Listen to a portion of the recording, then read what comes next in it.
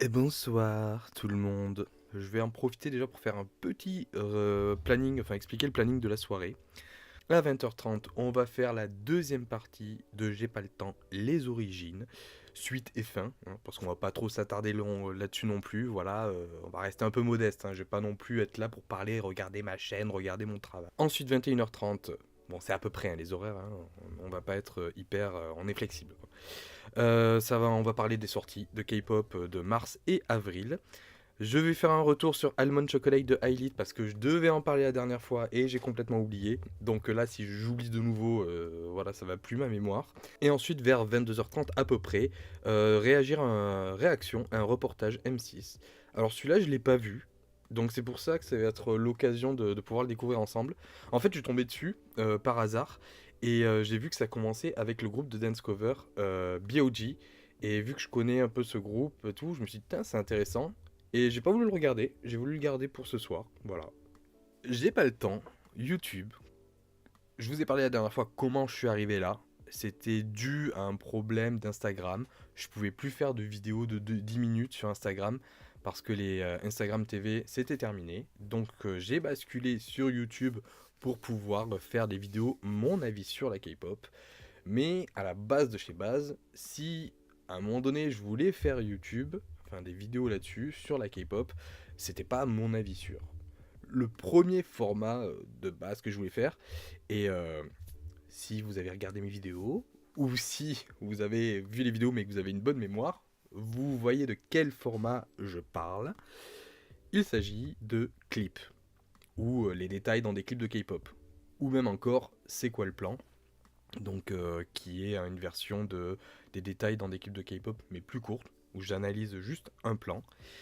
Et en fait ça venait de moi, de mes études d'histoire de l'art, de cinéma, tout ça, et ma passion pour la K-pop. Je voulais allier un peu tout ça et faire ce format vidéo, et donc je me suis lancé dans ce format. Mais à la base de chez base, c'est pour ça que je voulais vraiment faire YouTube et continuer ma chaîne YouTube. J'avais lancé les Mon Avis Sûr, et une fois que j'ai lancé les Mon Avis Sûr, je me suis dit, bah écoute, maintenant c'est l'occasion de faire ce que j'ai vraiment voulu faire sur YouTube. Et donc là, ce qu'on va faire, c'est qu'on va revenir sur quelques vidéos, je vais réagir à quelques vidéos que j'ai pu faire par le passé, et même des récentes aussi, hein. Enfin une récente. Bon, let's go, c'est parti pour la vidéo. Hey, salut tout le monde, voici une nouvelle vidéo où, comme vous l'avez vu dans le titre, je vais parler de MV de K-pop. Vu que j'ai fait des études d'histoire de l'art, de cinéma, j'adore la K-pop, bref, vous en foutez de ma vie, bah je me suis dit autant que ça serve à quelque chose. Alors j'ai décidé de faire une vidéo pour vous dire ce qui fait que selon moi un MV de K-pop est bon. Oui, petit disclaimer, les chansons présentées sont le reflet de mes goûts personnels, pas les vôtres, donc on sera peut-être pas d'accord. Bref, on s'en fout, Toujours c'est faire des surtout pour disclaimers illustrer mes malheureusement. propos que je vais parler de certains clips et pas d'autres. Alors ne perdons pas de temps et c'est parti. En premier lieu, j'aime quand le clip me raconte une histoire ou quand il y a une narration, ce qu'on appelle plus communément du storytelling. C'est le moment où tu peux imaginer une chanson ou un texte, rendre figuratif l'abstrait d'un certain point de vue. Un MV pour moi c'est comme un court métrage et du début à la fin, j'aime le voir illustrer le texte ou qu'il révèle d'autres éléments. En exemple, je vais prendre Ça, donc, le storytelling, c'est, je trouve, quelque chose qui revient de plus en plus maintenant en K-pop, et que j'aime beaucoup. Il y a de plus en plus d'histoires qui sont racontées. Il y en a toujours un petit peu des histoires de raconter, mais c'est vrai qu'on a aussi eu pas mal de clips avec juste des grands décors, juste de la chorégraphie. C'est bien aussi, parce que la chorégraphie est assez importante dans les clips, enfin dans la K-pop en tout cas. Ça fait partie du truc aussi, voilà, d'apprendre les chorégraphies. Mais l'histoire, pour moi, j'aime bien quand vraiment le clip, c'est une histoire, un petit court métrage. J'ai toujours été fan de ce type de clips. Par exemple, je suis pas hyper fan de la musique de Mylène Farmer, mais ses clips sont géniaux, sont incroyables. Et, euh, et là, il y a eu, je trouve, une période un peu de flottement à un moment donné dans la K-pop où c'était pas mal de clips en studio qui pouvaient, je vous dis, raconter un truc. Je pense là par exemple avec What's Your Name de 4 minutes.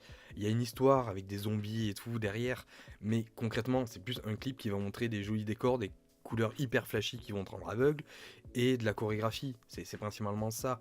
Mais j'aime bien quand il y a vraiment une histoire qui est développée. Et là, ce que propose par exemple New Jeans avec leurs clips, toutes les histoires qu'il y a dedans, c'est incroyable. Et c'est ça qui m'a fait aussi adorer le groupe.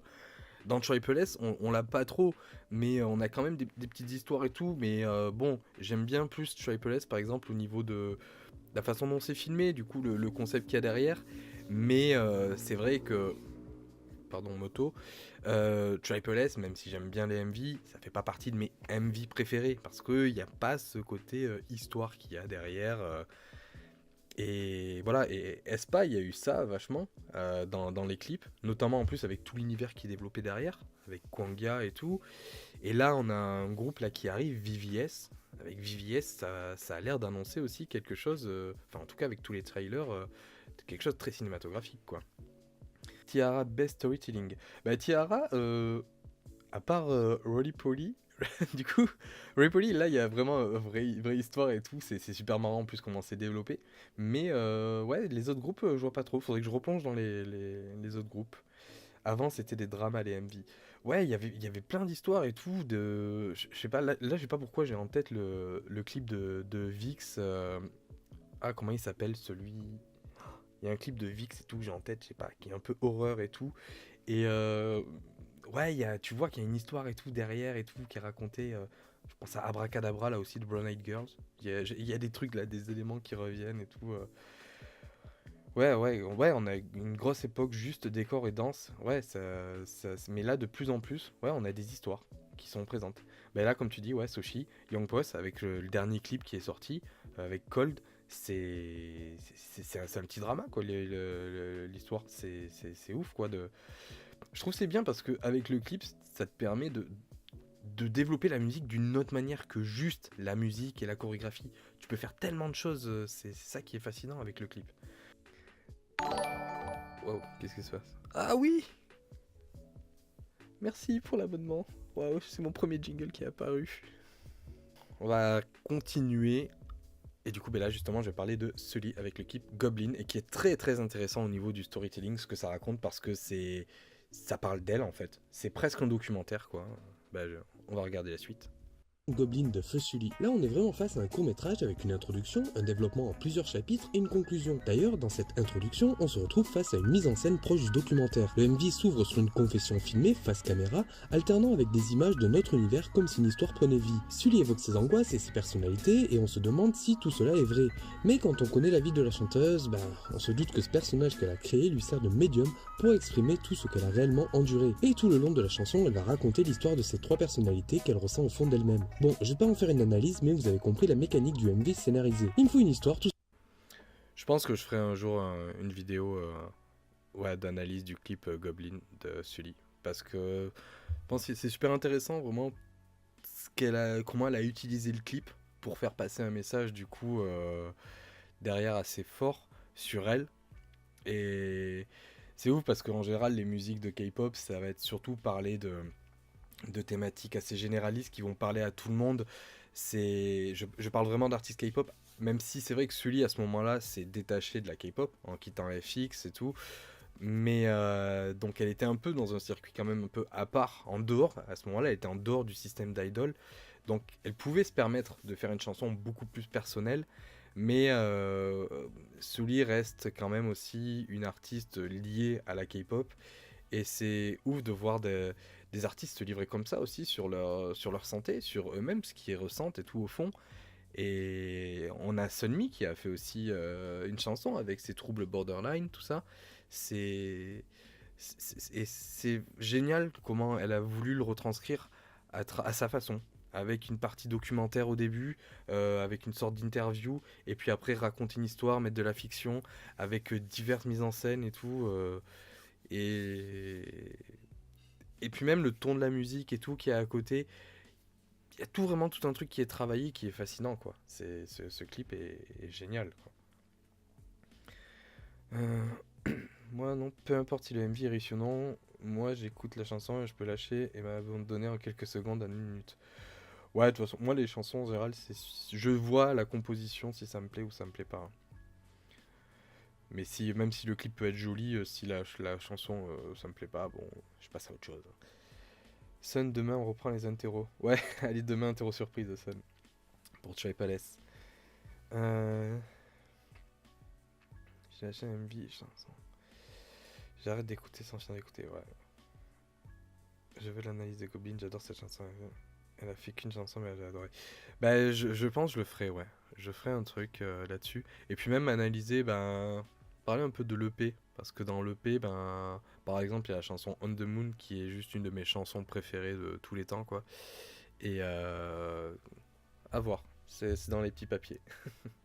Tout simplement. Et autre exemple parfait, vous avez tous les MV de Luna. Là, vous en avez pour un moment, avec une sacrée histoire. Luna. Encore. J'adore le travail de la lumière dans un MV qui vient sculpter les... Red Square, on en parle de... Ah là là, c'est triste. Et puis la suite n'a pas fonctionné plus que ça. Mais Red Square, c'était... Franchement, j'ai adoré ce début. En plus, surtout, l'idée de pas montrer les membres, de pas montrer leur visage, de montrer juste des silhouettes dans le clip, je trouve que c'était... J'adore le travail de la... Comme ça, je trouve que c'était hyper audacieux. J'ai adoré ce concept-là. Mais bon, c'est risqué, parce que derrière, ben, les fans, ils ont du mal après à s'attacher et tout. Au groupe, mais c'était ouf. Et le clip était vraiment génial. Et ce que j'ai adoré dans le clip, c'est vraiment, c'est pour ça que je le mets en exemple dans cette partie-là, c'est au niveau de la lumière. Là, juste ce plan-là, le traitement de la lumière, avec les filles vraiment dans l'ombre, il y a juste, là, juste à gauche, vous avez un gros spot qui vient éclairer, il y en a juste un qui est mis derrière, à l'arrière-plan, pour un peu souligner un peu cet effet de relief et tout, de profondeur. Mais sinon, il y a juste un spot qui vient pour éclairer là, cet Oculus là, c'est un tableau où elle montre quelque chose. Et c'est un peu montrer sans montrer, parce qu'au final on voit rien, il est dans l'ombre aussi ce tableau, elles aussi elles sont dans l'ombre. Et tu vois que rien que dans le travail de la lumière, on joue encore plus sur ce concept là. C'est pas juste on les monte de dos et on bande, on cache leurs yeux, c'est même avec la lumière on dévoile à peine le truc, on dévoile à peine le décor et tout. C'est génial comment ça a été travaillé, quoi. un MV qui vient sculpter les silhouettes, les visages et les décors. Bien plus que des couleurs flashy pour les concepts teen crush, girl crush ou pastel pour les concepts cute, j'adore l'utilisation du clair-obscur. Bon, en même temps, j'adore le caravage, le ténébrisme, tout ça, qui est un parti pris qui te conduit à une réflexion. Pourquoi cette lumière? Que raconte-t-elle? Ça se plan super beau. Juste le flash de lumière sur le regard un peu du félin tapis dans l'ombre et tout, qui s'apprête à rugir et Raconte-t-elle? tout, à bondir. C'est complètement ça. Enfin, il y a un côté un peu. Voilà, le félin caché derrière les buissons et tout. Et là, c'est Minnie qui est prête à rugir. Et on se retrouve clairement face à un film fantastique de vampires. De même dans le MV One and Only de Go On, où par contre cette fois le décor est un petit peu différent, mais cette architecture froide, immense et labyrinthique renforce l'atmosphère créée, et la lumière qui s'y additionne donne une sensation d'oppression et de malaise. La lumière plus qu'artifice devient donc sujet. A contrario, l'utilisation... D'ailleurs, parce que là on parle de lumière et de décor, et sur le clip de Go On, donc vous voyez le format vertical qui a été choisi pour faire le clip, mais surtout, vous regardez, tout est dans la verticalité. Tout s'élève, le couloir vraiment, tout est dans la verticalité. La porte qui est grande, l'arcade là qui est immense. Puis là pour le coup, on se rapproche plus de l'expressionnisme à travers ce clip, avec le décor et tout, le travail des ombres, tout ça. Là on est plus dans l'expressionnisme allemand que dans le clip de Red Velvet. Mais vous voyez, il y a tout qui va dans la hauteur, tout s'élève. Et Go On, derrière, elle fuit tout ça, elle est toute petite. Et on le voit notamment. Alors là, il y a là, dans cette séquence.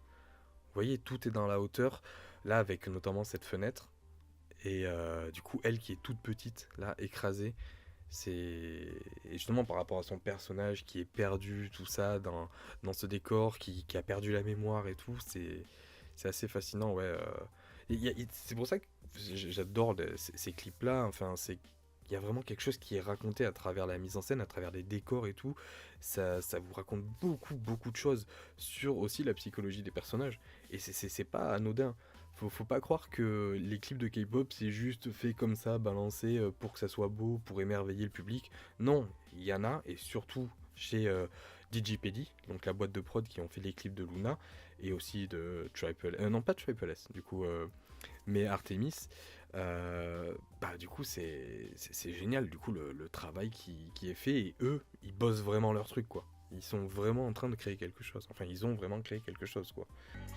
La technique, ça veut... Parlons à présent de la technique. Bon ouais, j'ai choisi un terme général un peu putassier ne sachant pas comment le définir autrement. En gros, j'aime quand les effets à l'image, les mouvements caméra et autres pirouettes visuelles vont être autant chorégraphiés qu'une chorégraphie de K-pop. En fait, plutôt que de m'embrouiller en expliquant, je vous propose juste de regarder les transitions dans le MV God's Menu de Stray Kids. Les... Là, je parle surtout des mouvements de caméra. Parce que les mouvements de caméra, ça permet aussi de montrer que la caméra peut danser du coup avec la musique et ça va donner une certaine énergie. Là, comme vous avez pu le voir avec l'extrait de la caméra qui va accompagner Karina dans Black Mamba, enfin, tous ces trucs-là, même dans Whiplash, par exemple. Dans Whiplash, le moment où il y a Winter qui tient la caméra et tout, ça donne aussi un certain effet, quoi. C'est comme si Winter, elle nous portait, quoi, et nous, on était là, accrochés, du coup, enfin, elle qui nous accroche et tout, genre, voilà, avec son regard et tout ça. Je trouve que c'est super intéressant, justement, de voir comment les clips, ouais, vont être filmés. Les images parlent d'elles-mêmes et c'est du génie.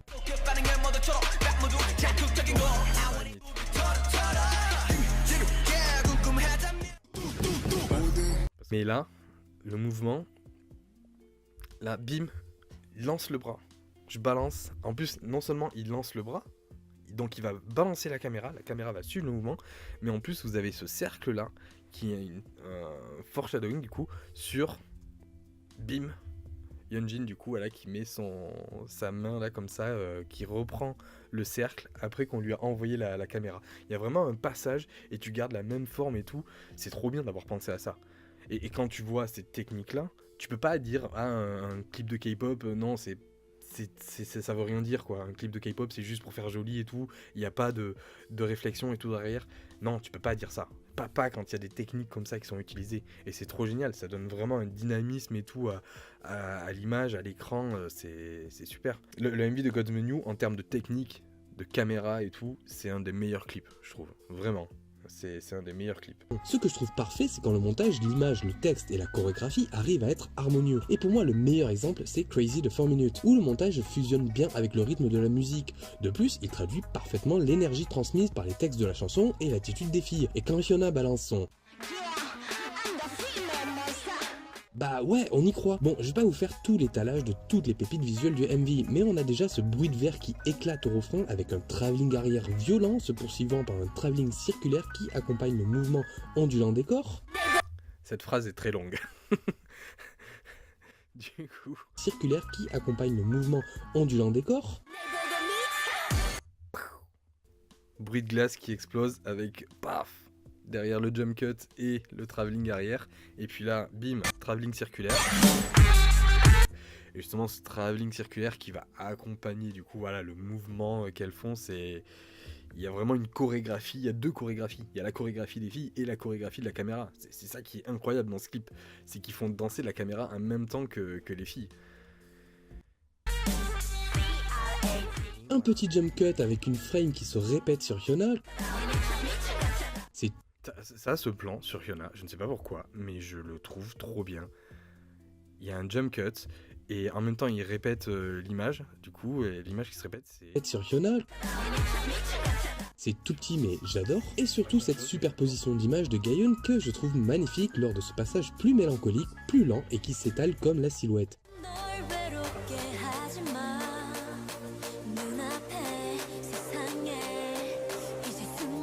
Bref, vous avez là le MV que j'aurais rêvé de réaliser. En conclusion... Bon, la conclusion, c'est je reviens sur tout ce que je viens de dire, pourquoi j'aime tout ça et tout. Voilà, si vous voulez juste admirer cette mèche horrible que vous avez là, punaise, enfin horrible, enfin regardez-moi ça. J'ai les cheveux trop longs. Vu que je me coiffe jamais avant de faire les vidéos, tout ça, ben, je me retrouve à me mettre des bonnets. Et donc du coup... ça fait mèche émo des années 2000. Ouais, j'ai vu que ça faisait aussi 13 secondes. Ouais, ta coiffure fait 13 secondes, Jen. Ouais, j'ai voulu tester la coiffure Témine avec la mèche sur le visage. My Chemical Romance. Oui, voilà. La période émo. Et là, je me rappelle quand il y a eu la période émo, j'étais au lycée. Il y avait, d'un côté, t'avais les émo, et de l'autre côté, t'avais tous ceux qui étaient fans de rock des années 60 et tout. Et moi, j'étais du côté de ceux qui étaient fans rock années 60. Mais j'avais ma copine de l'époque qui était émo. Donc, tu vois, on faisait nous contre les... Tu vois, il y avait les deux clans, on va dire. Et nous deux, du coup, on symbolisait la réunion de ces deux clans et tout. C'était marrant. Roméo et Juliette, ouais, c'est ça. C'était un peu Roméo et Juliette de la cour de récré. Donc là, les détails dans les clips de K-pop. Les Seraphim, Red Velvet. Je vais basculer directement sur Red Velvet parce que les Seraphim, je sais pas si j'ai grand chose à dire par rapport à ce que, aux références et tout qu'on peut retrouver dedans. Là, si, il y a la référence au film The Cell de Tarsem Singh avec Jennifer Lopez.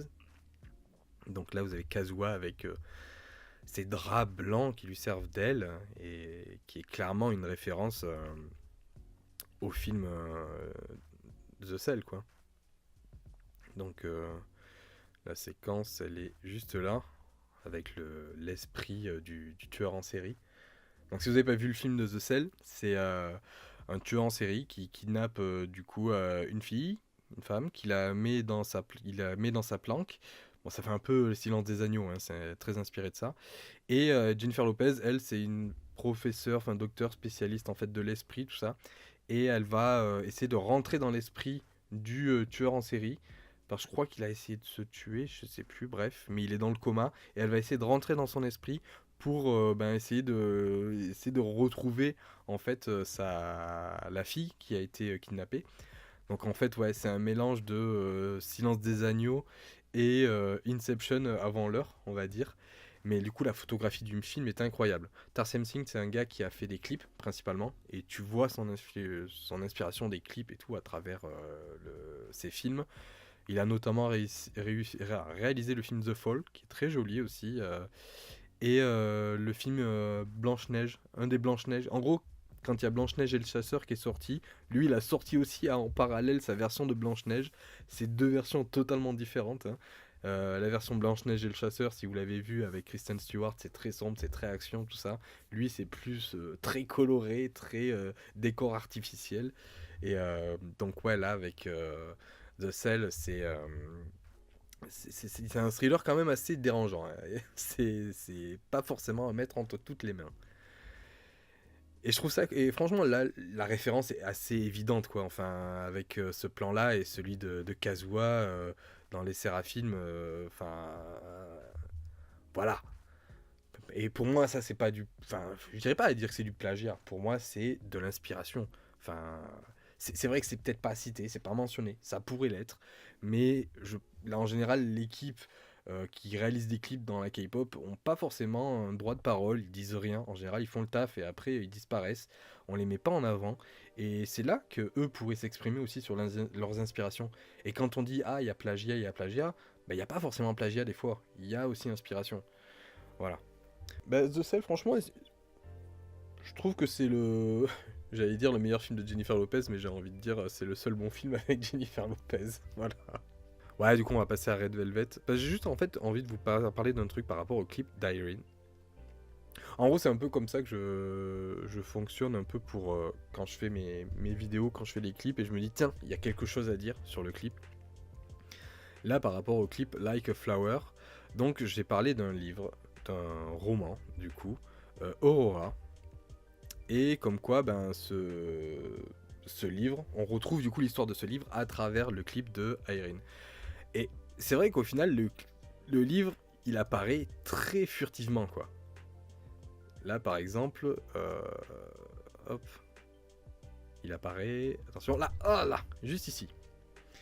Et forcément, quand tu vois le clip, tu vas pas faire gaffe, tu vas pas te dire genre ah tiens, il y a un livre et tout, il y a un détail et tout là-dessus, sur lequel il faut s'arrêter.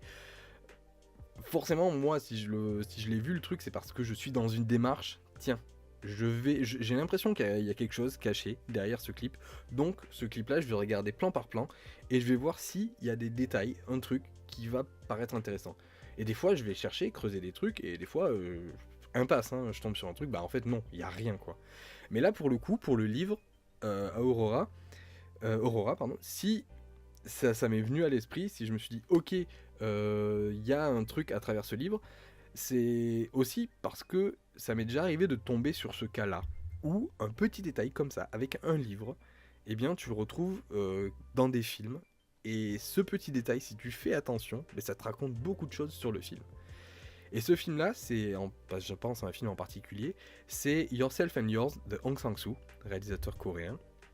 Et en fait, c'est l'histoire d'une fille, j'essaie de me rappeler un peu l'histoire du film, d'une fille qui perd, je crois, un peu la mémoire et qui est avec son mec, et puis un côté, son mec, elle aime plus, elle va voir un autre gars, et puis après, non, elle revient vers son mec.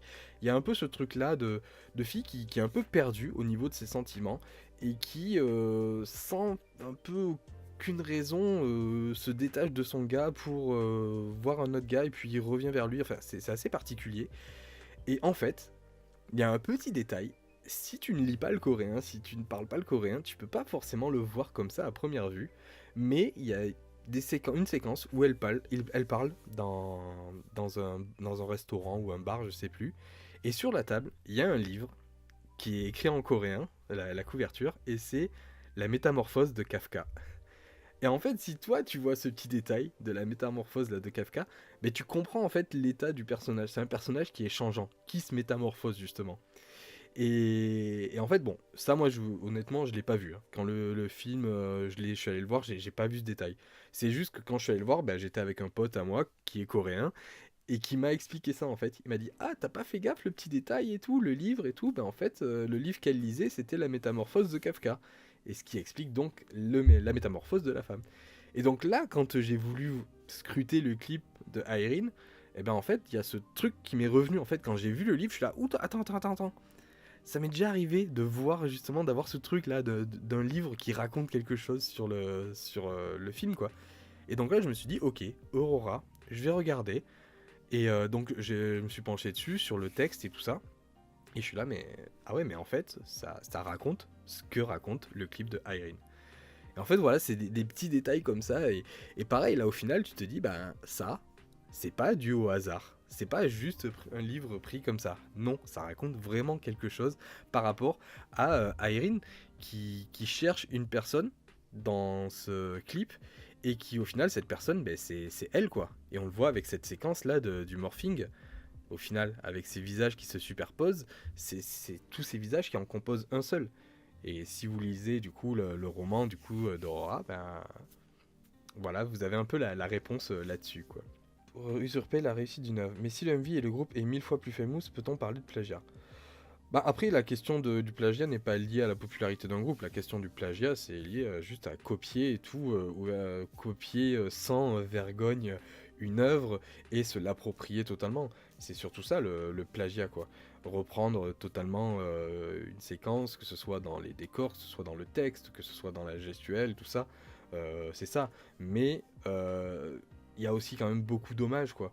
Et surtout quand il y a des choses parfois évidentes. Le truc, c'est que vu qu'on les équipes artistiques comme ça qui travaillent sur les clips, on les entend jamais parler, mais au final on peut pas forcément savoir en fait. Si ça se trouve, c'est vraiment un hommage, et nous on va se dire: ah punaise, c'est un plagiat. Et derrière, ben ouais, non, tu vas avoir les fans qui vont tomber dessus sur le clip et tout en disant genre: ouais, vous avez plagié ci, vous avez plagié ça. Et malheureusement, l'équipe artistique derrière, ils ont peut-être pas leur mot à dire pour dire: mais non, pas du tout. Et tu vas voir l'agence qui va faire le communiqué en disant: ouais, désolé, voilà. Mais c'est toujours. C'est pour ça que je suis contre le plagiat, bien entendu, mais je prends pas le truc autant à cœur quand il y a ces accusations là par rapport à des clips et tout, notamment quand c'est des références à d'autres œuvres en dehors de la K-pop, comme des références à des films, de la peinture, à de la photographie. D'ailleurs, on va venir juste après. Voilà, pour moi, je m'avance pas trop là-dessus non plus, quoi. Je fais absolument pas ce que tu fais, j'analyse pas, je regarde juste l'NBA et j'oublie. Mais ça, c'est pas un mal, hein. C'est juste moi, je le fais parce que j'aime bien, j'adore ça. Et puis, j'ai fait quand même 8 ans d'histoire de l'art, 3 ans d'école de ciné. Donc en fait, j'ai été complètement formaté à analyser en fait des films, des clips et tout. Aujourd'hui, maintenant, quand je regarde des clips et des films et tout, par exemple, bah, c'est très rare pour moi le moment où je vais juste profiter d'un film en tant que pur divertissement. Je vais passer mon temps à toujours analyser. Mais parce que ben, j'ai été formaté comme ça. Et du coup, ben, c'est pour ça, ouais, que j'ai ce truc d'aller scruter les clips et tout. Et j'adore ça. Franchement, je trouve ça cool. Parce que ça me permet de faire de la recherche. Et moi, faire de la recherche, c'est ce que je kiffe le plus. C'est trop bien, quoi. Et puis après, bah, derrière, de pouvoir vous le transmettre, bah, ça me fait encore plus kiffer, surtout si vous appréciez et tout le truc que moi je vous ai transmis ça, ben je suis content parce que bah, je vous apprends des choses et vous, vous êtes content d'apprendre des choses, donc c'est tout bénef, hein. De toute façon, la culture, ça sert, pour moi, je grossis un peu le truc, mais la culture, ça sert qu'une chose, qu'à une chose, c'est à être partagé en fait. Ça sert à rien de la culture de la garder pour soi. Le mieux, c'est quand tu la partages. C'est ça qui est génial. Je sais pas ah si, je voulais revenir sur Red Velvet. Là, c'est plus une anecdote, Red Velvet, avec donc ce passage-là du clip. Donc je vais mettre un peu le son. Cette référence-là. Et bon, cette personne, c'est Min Hee-jin. Alors, il s'agit des séquences à la piscine. Il n'y en a pas beaucoup, et il s'agit surtout d'un plan. Ce plan-là, que vous pouvez voir, eh bien, je pense très fortement que c'est une référence à l'œuvre photographique de Maria Svarbova. Et vu que Min Hee-jin est quand même une passionnée de photographie, ça ne m'étonnerait pas que ça soit clairement à elle qu'elle ait pensé en faisant cette séquence. Ou la personne. Donc, là, vous avez vu, c'est un petit plan qu'on retrouve dans le clip. Enfin, c'est les scènes de piscine, surtout dans le clip de Russian Roulette de Red Velvet. Et là, en fait, bon, petite anecdote derrière, c'est comment j'en suis venu à dire « Ah ben tiens, c'est du Maria Svarbova et tout quand j'ai vu le clip. C'est un petit peu dû à de la chance. En fait, quand je suis arrivé à Paris, j'ai travaillé, durant mon premier été à Paris, j'ai travaillé chez Yellow Corner. Yellow Corner qui, j'en parle dans la vidéo je crois, mais du coup je reviens là-dessus. Yellow Corner qui est une enseigne qui vend des photos, voilà, de photographes, tout ça, accessible au grand public. Et la photographe Maria Svarbova avait plusieurs de ses tirages qui étaient vendus chez Yellow Corner. Donc en fait quand je bossais, j'avais ces photos tout le temps. Donc au final, et ces photos sont assez particulières et m'ont pas mal marqué. Et donc en fait, le clip de Russian Roulette, je l'avais déjà vu avant. Mais ça m'a pas fait percuter sur le moment. C'est juste que c'est en 2018, quand j'ai replongé dans toute la discographie de Red Velvet, que j'ai revu le clip Russian Roulette, que là, bim, évidence. Je dis, ah mais attends, mais c'est Maria Svarbova, c'est complètement son style. Et donc, justement, j'explique après dans la vidéo que, justement, qu'est-ce qui pourrait amener à conclure que c'est bien une inspiration de Maria Svarbova, c'est à côté, du coup, les écritures qu'il y a au niveau du plongeoir ou derrière elle, qui sont, c'est du tchèque, quoi, tout simplement. Donc, le style de photo, les couleurs, plus les écritures en tchèque, clairement, ok, c'est du Maria Svarbova. Et là, justement, cette question de plagiat ou autre, clairement, Min Hee-jin, là, très grande amatrice de photographie, tout ça, je pense du coup derrière que c'est clairement une influence, elle est clairement influencée par l'artiste, elle doit admirer son travail ou autre, parce que Min Hee-jin, voilà, bouffe de la photo à fond. Et là, c'est vrai qu'il peut se poser aussi la question par rapport au plagiat. S'il vous plaît, ne relancez pas le débat dans le, dans le chat, parce que non, ça va tourner en rond encore et encore. Mais au final, je pense, connaissant Min Hee-jin, enfin connaissant, je la connais pas par cœur et tout, mais sachant sa passion pour la photo, c'est plus un hommage là, c'est pas une volonté de pomper son travail, c'est un hommage qu'il y a derrière parce qu'elle est passionnée de photo, elle est passionnée de photographe.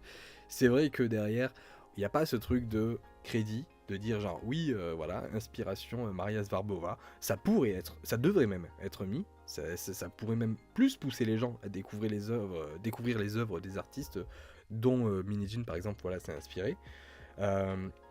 Mais ouais, une fois encore, je pense que c'est juste SM Entertainment aussi qui veut pas s'emmerder à mettre des crédits partout dès qu'il y a de l'inspiration, tout ça. Je pense que s'il y avait un peu plus de possibilité de laisser justement les équipes techniques qui font tous ces clips, leur donner la parole, je pense qu'on aurait plus de témoignages comme ça, dire ouais, moi je me suis inspiré de ça pour faire ça, je me suis inspiré de ça.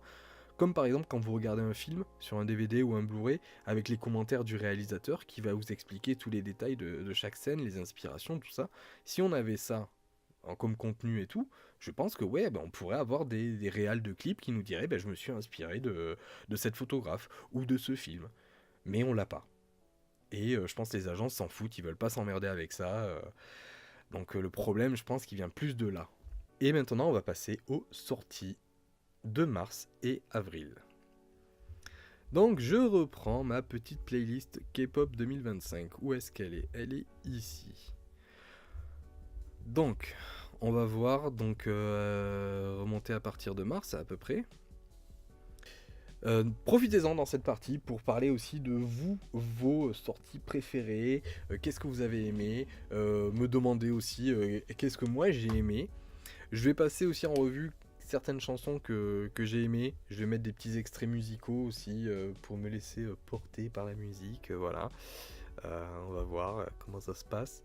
Bon déjà, tout ce que vous voyez dans cette liste, c'est tout ce que j'ai aimé. Donc au moins, si vous voyez des chansons sur cette liste, vous pouvez dire « Yes, il a aimé cette chanson ».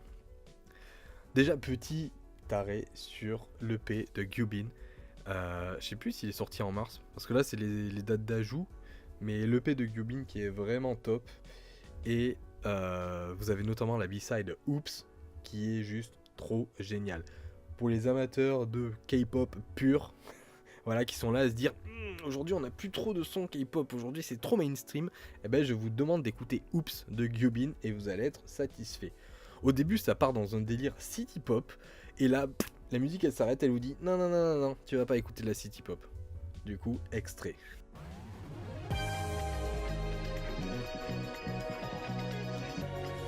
Hop, et là. Eh ben non, vous n'écouterez pas de city pop.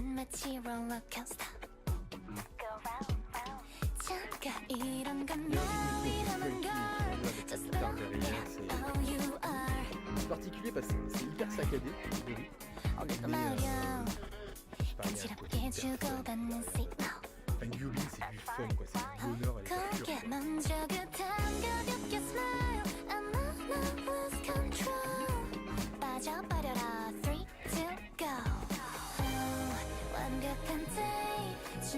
Jusqu'au refrain et après on va passer à une chanson.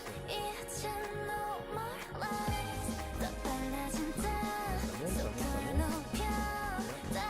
Petit tempéreux.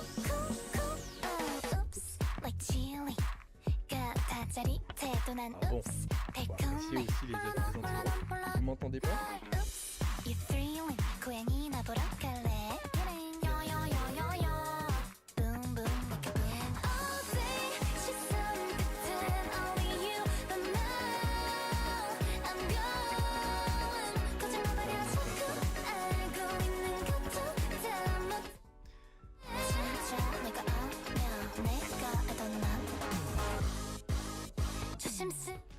Et maintenant le reste, vous écouterez plus tard. Ouais, à mon avis, je pense que ça doit peut-être moduler. Peut-être que ouais, quand il y a la chanson, ça doit baisser mon micro quand il y a la chanson. Ah, la chanson part dans une playlist, ça c'est bien. Le mini de NMIX est grand du début à la fin. Le mini de NMIX est juste incroyable. Pour moi, c'est une des meilleures œuvres qui a été créée cette année. Et franchement, je trouve que la trilogie Forward de NMIX, qu'elles ont sorti là, les 2 EP de l'année dernière et cette EP, et surtout je trouve que le dernier EP est pour moi le plus abouti. Alors faut aimer le style, bien entendu, c'est un peu plus axé hip-hop, mais je trouve que niveau composition, niveau vocal, c'est un des projets les plus aboutis qui a été fait en K-pop de ces dernières années. Voilà, je parle pas de on aime ou on n'aime pas, c'est vraiment là, en se détachant un peu de nos goûts musicaux, faut reconnaître que le travail qui a été fait au niveau de la compo est juste incroyable. Et vraiment là je vous dis, les projets, la trilogie Forward de NMIX, c'est de mieux en mieux à chaque fois. Et franchement voilà, je trouve que c'est ouf. C'est vraiment propre. Et ça te montre que même avec un groupe de K-pop qui est là aussi pour faire de la scène du coup ultra populaire et tout, tu as des projets qui sont ultra bien chiadés. Et tu vois que JYP c'est des amoureux de la musique. Franchement, tu vois que JYP Entertainment c'est des amoureux de la musique. Quand t'as des projets qui sont bossés comme ça, tu peux pas passer à côté. Et du coup, tiens, High Horse. Alors, High Horse, au début, j'avais du mal. Et au final, je l'ai écouté. Joe peut témoigner. Joe, je lui ai dit, ouais, j'ai écouté une fois, bof. Puis il m'a dit, vas-y, réécoute. Je réécoute une deuxième fois. Ah, ouais, bon, ça va et tout. Je dis, bon, je vais écouter une troisième fois. Troisième fois, je dis, bon, ok, j'ai liké la musique. Et du coup, quatrième fois, bon, allez, c'est bon, c'est parti dans la playlist.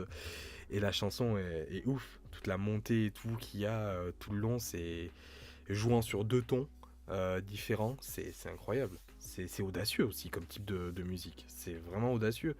Et ça, tu ressens l'amour du travail de la musique qu'il y a derrière chez JYP. Hein. Par contre, ça, Necta. C'est une artiste que je suis depuis ses débuts, donc ça fait quelques années que je la suis.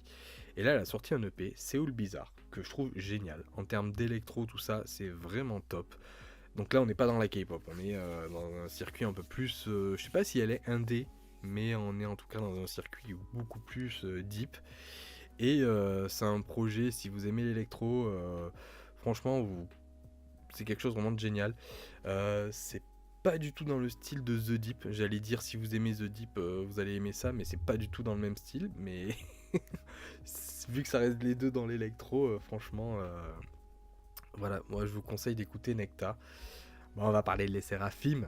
Vu que j'ai pas fait la vidéo réaction à Hot, donc je vais en parler un peu. Eh ben, écoutez, ce projet de Les Séraphimes, ça m'a... j'ai énormément apprécié, quoi. J'aime beaucoup les chansons. Franchement, toutes les chansons, je les aime beaucoup. C'est pas aussi marquant pour moi que des Unforgiven, des Fearless, tout ça. Mais c'est quand même un très bon projet. J'ai de nouveau renoué aussi avec les Séraphimes. Parce que c'est vrai que le projet Crazy, ça m'a fait un peu lâcher le groupe. Mais là, franchement, c'est plutôt cool. Et j'ai envie qu'on s'écoute un peu H. Parce que H, on va s'écouter la première partie et le refrain. Parce que c'est vraiment bien.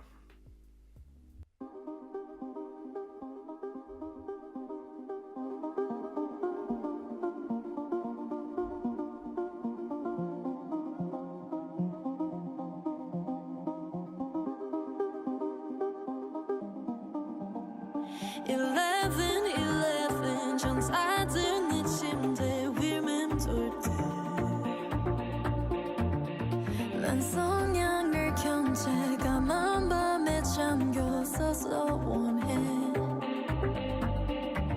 나약함을 걷어 새롭게 하소서 I want you to stop time 불꽃이 나타나는 이 순간 마치 내가 숨쉬려 해 아픔이란 파도에 부서지는 지가 되어 live again like a 아플수록 comfort 계속해서 새롭게 되어 Nothing lasts forever baby 쉽게 안 하려 내 온몸에 기름 붓고 light the flame like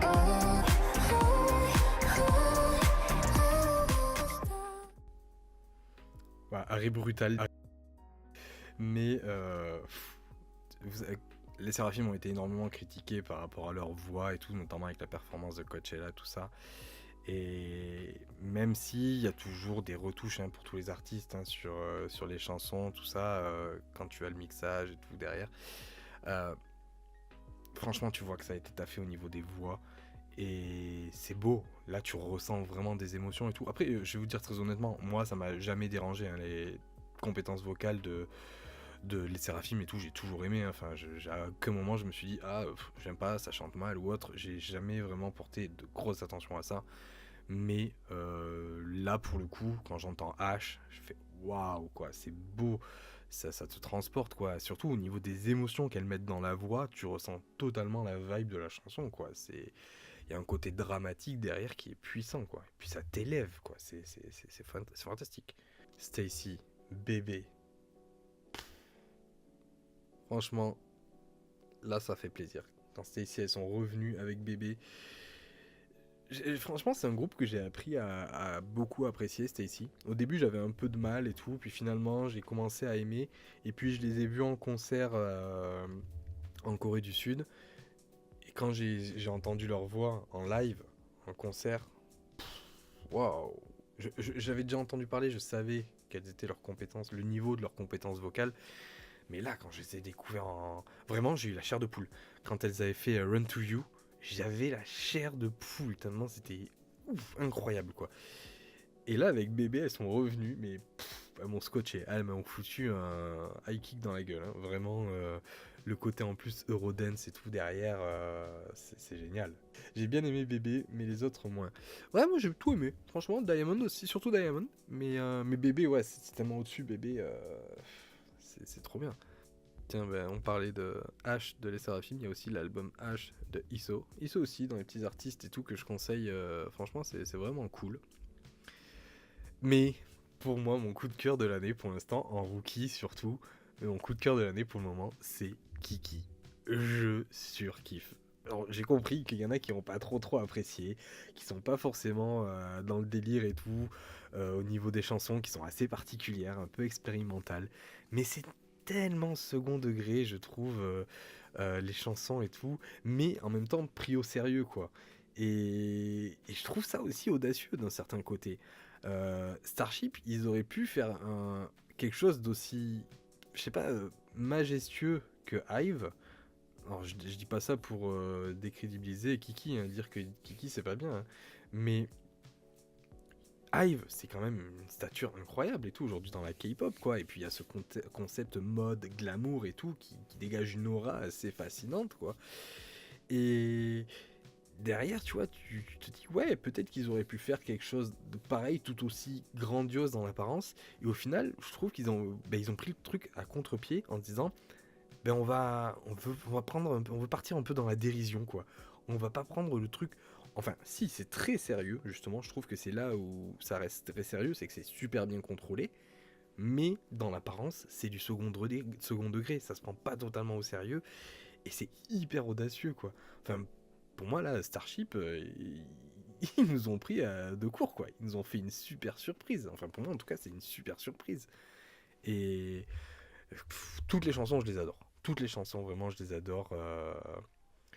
Groundwork avec le refrain, avec les Groundwork, là, hyper saturé et tout. J'adore. Il y a un côté un peu sale et tout derrière qui est pas parfait, qui n'est pas lisse. Et c'est justement pour ça, quand je dis que c'est un peu l'anti-Hive, c'est que là où Hive est très lisse, du coup, Hive, ça serait de la soie.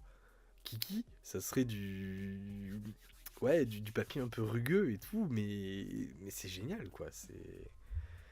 Non, franchement, Kiki, pour l'instant, c'est mes rookies de l'année, quoi. C'est incroyable. Enfin, incroyable. Ouais, j'adore. J'adore. Alors, c'est un bon délire, Kiki. Bah ouais, c'est grave un bon délire. Mais du coup, ouais, Nerdy, c'est. Moi, j'aime bien. C'est planant et tout. Les voix. Le P de Hi-Fi, c'est pas beaucoup de high notes, c'est pas beaucoup de grosses envolées lyriques, tout ça. Mais c'est plus une maîtrise des chœurs ensemble, une harmonie des chœurs du groupe qui est travaillée et je trouve que ça marche super bien. Il y a des harmonies comme ça de chœurs, des chœurs harmonieux, comme dans Ricin par exemple. Ricin et Hi-Fi, ça fait partie de ces groupes qui arrivent à avoir des chœurs où elles chantent tous ensemble. C'est ça qui va être mis en avant, sans forcément qu'il y ait de high notes. Et ça marche trop bien en fait. Les voix se complètent super bien, quoi. Tiens, j'ai envie de mettre un peu Hi-Fi de Nerdy. On va s'écouter le premier couplet et le refrain.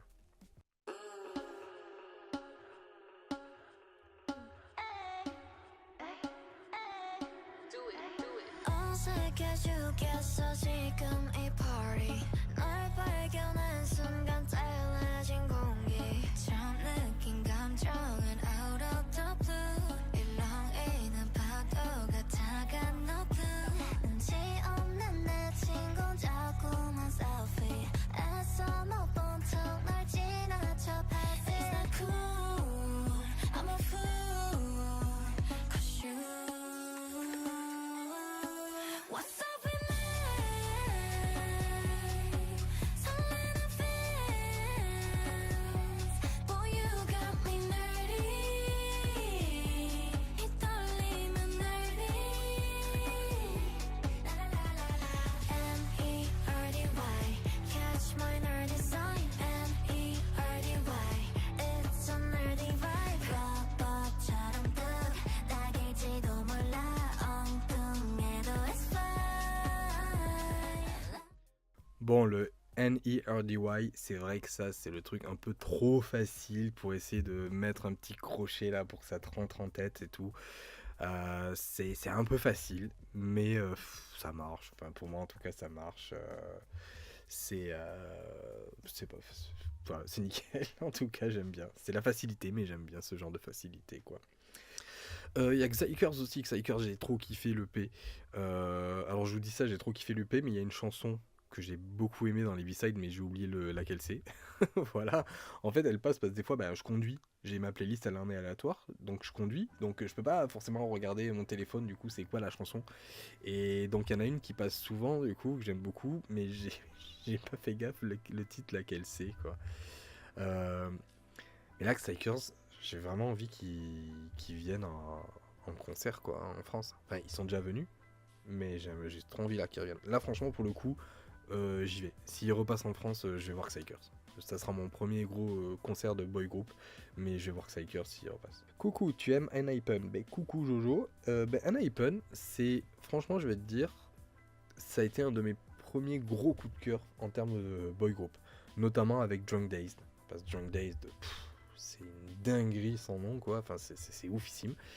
Et avec Drunk Dazed, je suis revenu sur leur discographie et franchement, j'ai trouvé ça génial. Et ensuite, ce qu'ils ont sorti après, là où il y avait Polaroid Love, là tout ça, j'ai oublié la title, comment elle s'appelait. Là aussi, j'ai beaucoup aimé. Et c'est quand il y a eu l'album là, Manifesto, là, l'album Orange. À partir de là, alors j'ai bien aimé le projet. Franchement, Paradox, tout ça là, j'ai vraiment aimé. Mais je sais pas pourquoi, j'ai aimé, mais pas plus que ça. Et ensuite, c'est les projets qui ont suivi, j'étais moins emballé. Et en fait, musicalement, ça m'a un peu moins attiré, quoi, Enhypen. Mais, ouais, du coup, aujourd'hui, j'ai un peu plus de mal à retourner. J'écoute toujours ce qui sort. Mais, ouais, de Enhypen, je dirais que j'écoute plus la partie avant Paradox, là. J'écoute plus cette partie-là d'Enhypen que j'aime beaucoup, que j'adore énormément. Mais après la suite... Après, hein, le reste, ça viendra peut-être avec le temps. Il y a de nouveaux sons qui vont sortir, qui vont me plaire. Bite Me, par exemple, au début, je la trouvais bien, mais j'ai pas accroché. Et c'est plus avec le temps, au final, que j'étais là, ouais, franchement, en fait, Bite Me, elle est bien, et c'est vraiment dans le style envoûtant de Enhypen. Parce que pour moi, Enhypen, c'est ce côté envoûtant, qui t'enivre, quoi. Et Drunk Days, ça reflétait bien le truc. Et là, avec Bite Me, en fait, je le retrouvais, en fait. Je pense que je m'étais mis un peu le groupe à côté parce que j'aimais moins.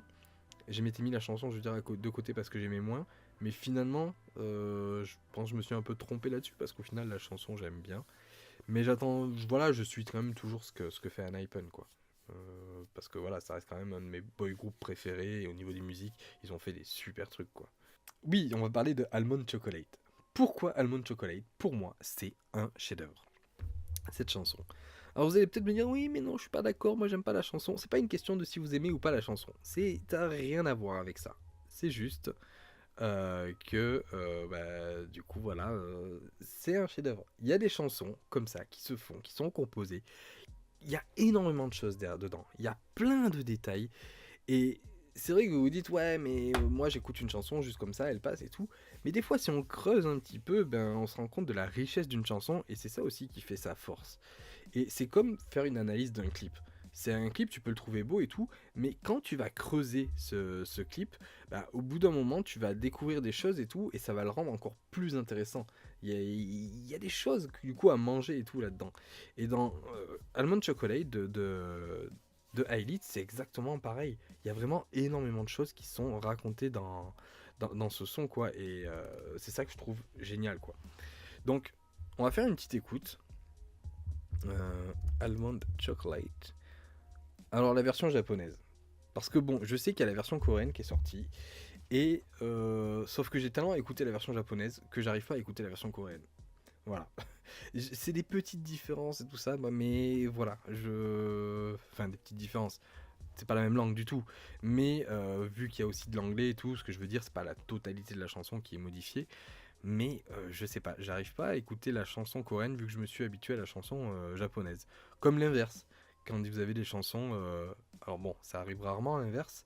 Enfin si, on a des chansons qui passent de coréen à japonais, mais c'est pareil, voilà. Quand je me suis habitué à une langue, j'ai du mal à écouter la version dans une autre langue, quoi. Donc du coup, je vais donc vous parler, du coup vous dire pourquoi je la trouve géniale cette musique de Almond Chocolate. Donc en gros, ce que je vais faire, c'est que je vais passer la musique et je vais couper, je vais peut-être revenir un petit peu en arrière, tout ça, on va voir comment ça se passe, on fait ça à la one again.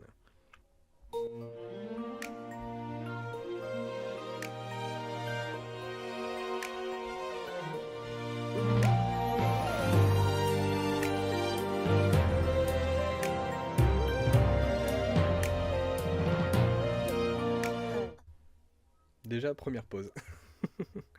Déjà, le début, je trouve génial. Il y a vraiment tout ce mix, ça démarre avec une sorte de sonorité un peu boîte à musique. Donc on commence en douceur, c'est tout doux. Et puis là, bim, il y a un orchestre qui débarque. Tu te dis, ouais, tu vas avoir une petite berceuse, un petit truc comme ça. Et au final, non, on te balance un orchestre. Tu commences à entendre des cordes, des violons, tu commences à entendre des percussions, tout ça. T'as aussi un petit bruit de sorte de xylophone et tout derrière. T'as tout un monde de douceur qui est en train de se mettre en place, mais accompagné d'un orchestre. Et ça, c'est quand même génial parce que des chansons, alors, c'est très certainement des sons enregistrés hein, par ordinateur, ils n'ont pas forcément réuni tout un orchestre et tout dans une pièce pour enregistrer, mais ils ont créé cette sensation-là. Et c'est quand même assez rare d'avoir aussi des chansons avec des orchestres aussi dans la K-pop, parce que l'idée, c'est de faire des chansons assez dansantes, assez percutantes, que tu peux aller mettre sur un dance floor, j'en sais rien, ou à la radio, mais des trucs qui s'écoutent assez facilement. Et là, on va créer quelque chose d'un peu plus développé, avec beaucoup plus d'instruments derrière.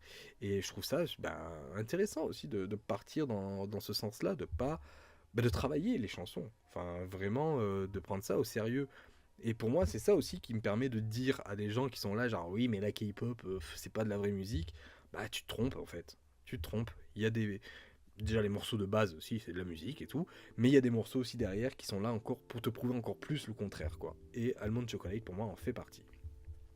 Donc voilà, il y a ce début voilà, qui est posé. En plus, on a une ambiance féerique. Là, on entend des sortes comme si on a une poussière d'étoiles là qui est en train de se déposer.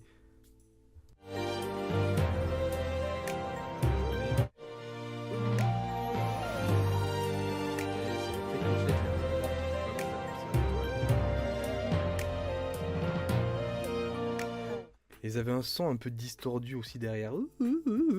C'est un peu chelou là, ce truc-là et tout, mais c'est intéressant de voir vraiment tout ce qui a été ajouté, quoi. Et là, bim, allez, ça on démarre avec un beat. Ça aussi c'est cool d'allier derrière un beat qui donne une sonorité un petit peu électro et tout. Donc on dégage un peu les percussions de l'orchestre pour venir sur un rythme un peu plus électro. Et donc on est dans un mélange vraiment entre boîte à musique, orchestre et musique électro. C'est ouf, tout ce qu'il y a déjà dedans, alors qu'on est à peine à même pas 20 secondes de la chanson, quoi.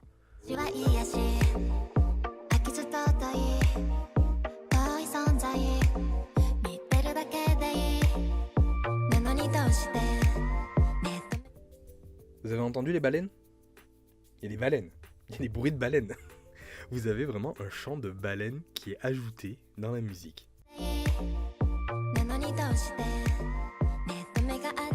C'est trop bien. Mais c'est juste des petits détails comme ça. À quoi ça sert dans l'histoire, ce que ça raconte et tout. On s'en fiche, ça apporte quelque chose justement de féerique. À Elite, il y a ce concept un peu onirique, un peu féerique. Et justement d'entendre des bruits de baleines comme ça qui débarquent en plein milieu de la chanson, déjà c'est hyper apaisant, les chants de baleines. Donc ça colle bien avec l'ambiance. Mais aussi ça renforce cette idée onirique, quoi. Et en plus, bon, il n'y a pas de lien, c'est sûr et certain, je pense. Mais moi, ça me fait penser au film Fantasia 2000 avec les baleines et tout, où justement, tu as un orchestre qui accompagne un segment où, à l'image, tu vois des baleines, tu vois un ballet de baleines. Et du coup, tu vois, ça me fait penser à ça, ce truc de baleines. Oui, voilà, vous avez entendu les baleines. Écoute, il y a après les dauphins dans We Fresh de Kepler. Parce qu'il y a des bruits de dauphins dans We Fresh de Kepler. Voilà, je vous jure. Enfin, c'est moi comme ça que je l'interprète. Mais maintenant, vous avez des bruits de baleines. On continue avec le couplet.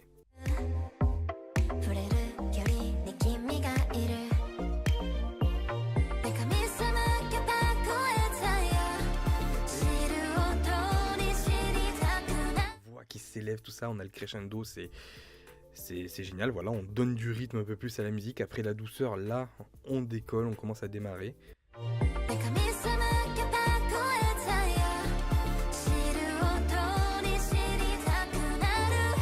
Alors là, on n'entend pas très bien parce que le son, vous n'avez pas le son qui est ouf, il vaut mieux avoir les écouteurs, mais on a même un ajout des sonorités de clavecin. Donc il y a un autre instrument qui se rajoute et tout derrière. Ouais, du coup, il y a un peu cette sensation aussi, ouais, de chanson de Noël. Tu peux entendre ça, ouais.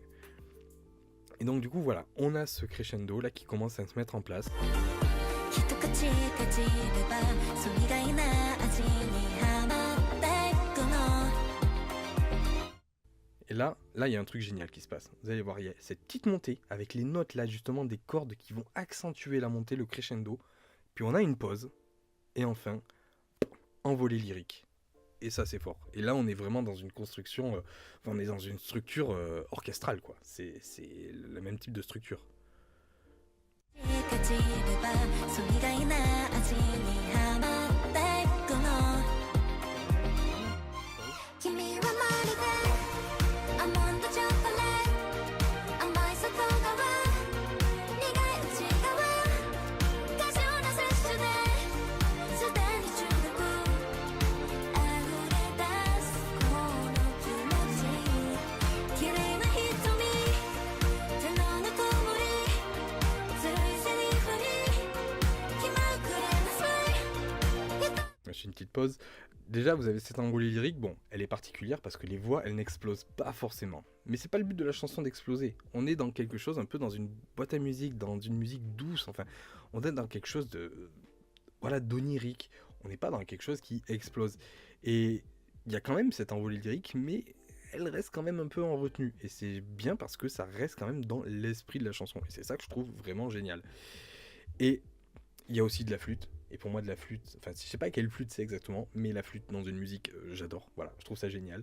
On a le beat aussi qui est rythmé là comme un chœur, quoi, en fait. C'est vraiment le battement d'un chœur. On a le chœur aussi des filles, des voix, qui vient accompagner tout ça.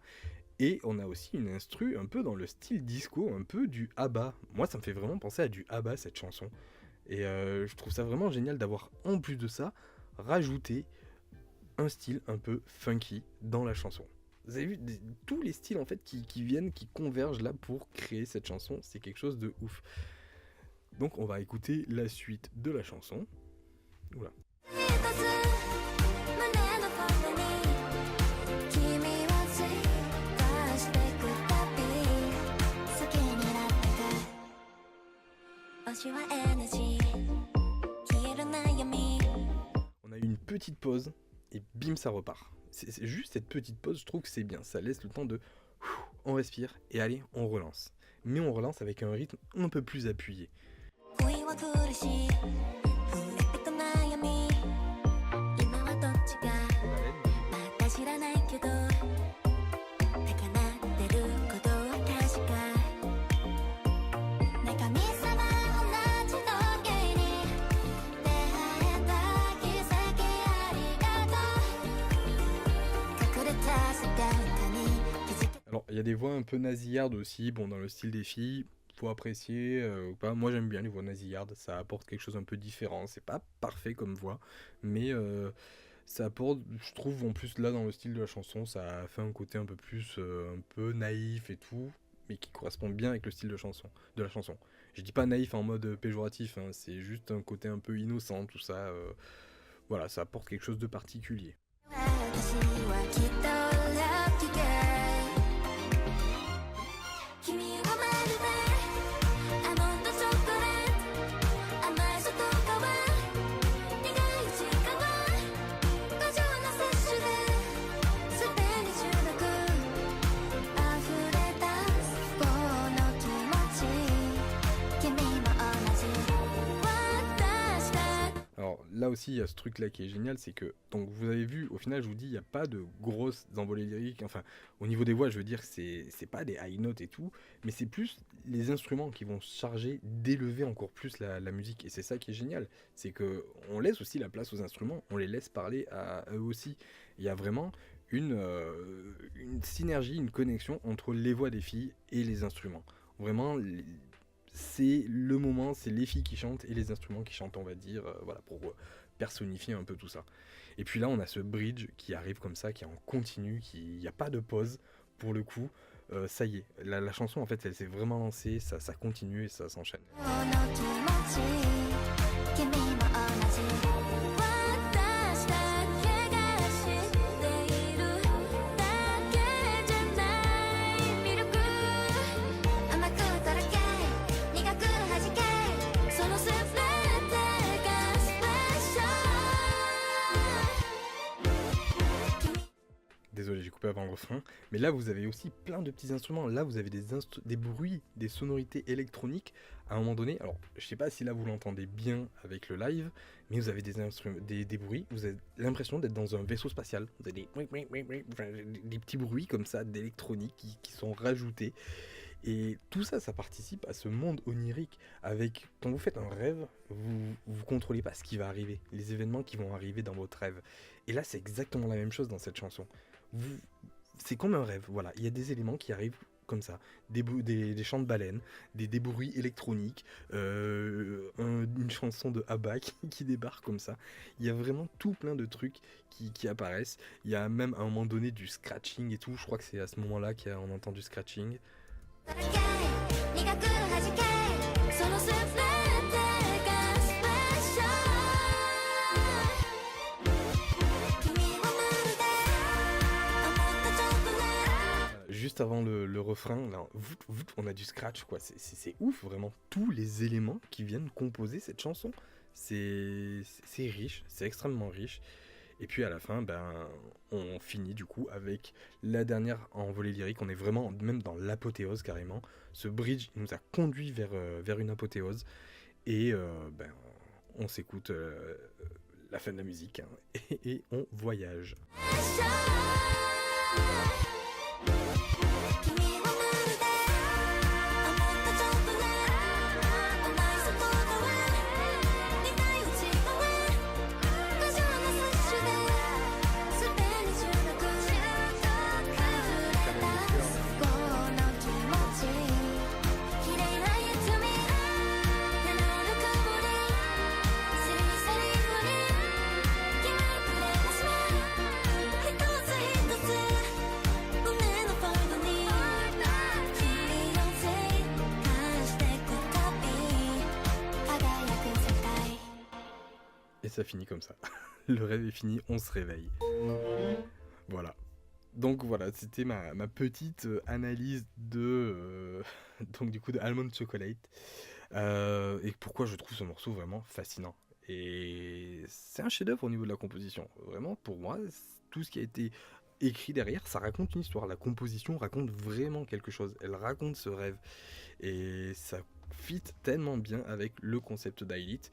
Et voilà, pour moi, c'est de toute beauté. Tout simplement. Écoutez, juste une dernière chose, ma sautie de l'année, ça y est, j'ai trouvé ma sautie. Jusqu'à présent, c'était Almond Chocolate, mais ma sautie actuellement, c'est encore une chanson japonaise. Décidément, c'est même pas du côté de la Corée, c'est du côté du Japon. C'est Yum de Kepler. C'est juste une grosse dinguerie. C'est franchement, quand tu l'écoutes la chanson, t'as l'impression de vivre à 300 km/h quoi. Ça va trop vite. Bon, je vais pas non plus trop tarder là-dessus. Voilà, la chanson, je l'adore. Vous la verrez dans mon top de l'année. On verra si elle sera toujours à la première place à la fin de l'année, Yum.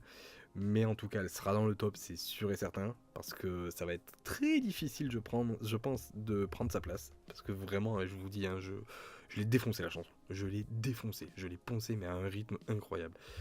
Donc voilà, Yum a pris la place de Almond Chocolate en tant que sautie pour ma part. Et voilà, c'est ouf ce mélange où ça commence avec de la drift funk et puis après derrière, bim, on part sur quelque chose d'un peu plus synth pop et tout. En plus, il y a des rythmes derrière.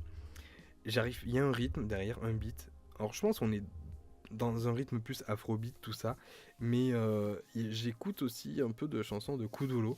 Et je me demande si c'est pas un peu plus un beat proche du Kuduro. Mais celui-là il est beaucoup plus marqué quoi. Donc j'essaye de trouver d'où vient ce rythme. C'est un tout. Je le mets vite fait l'extrait.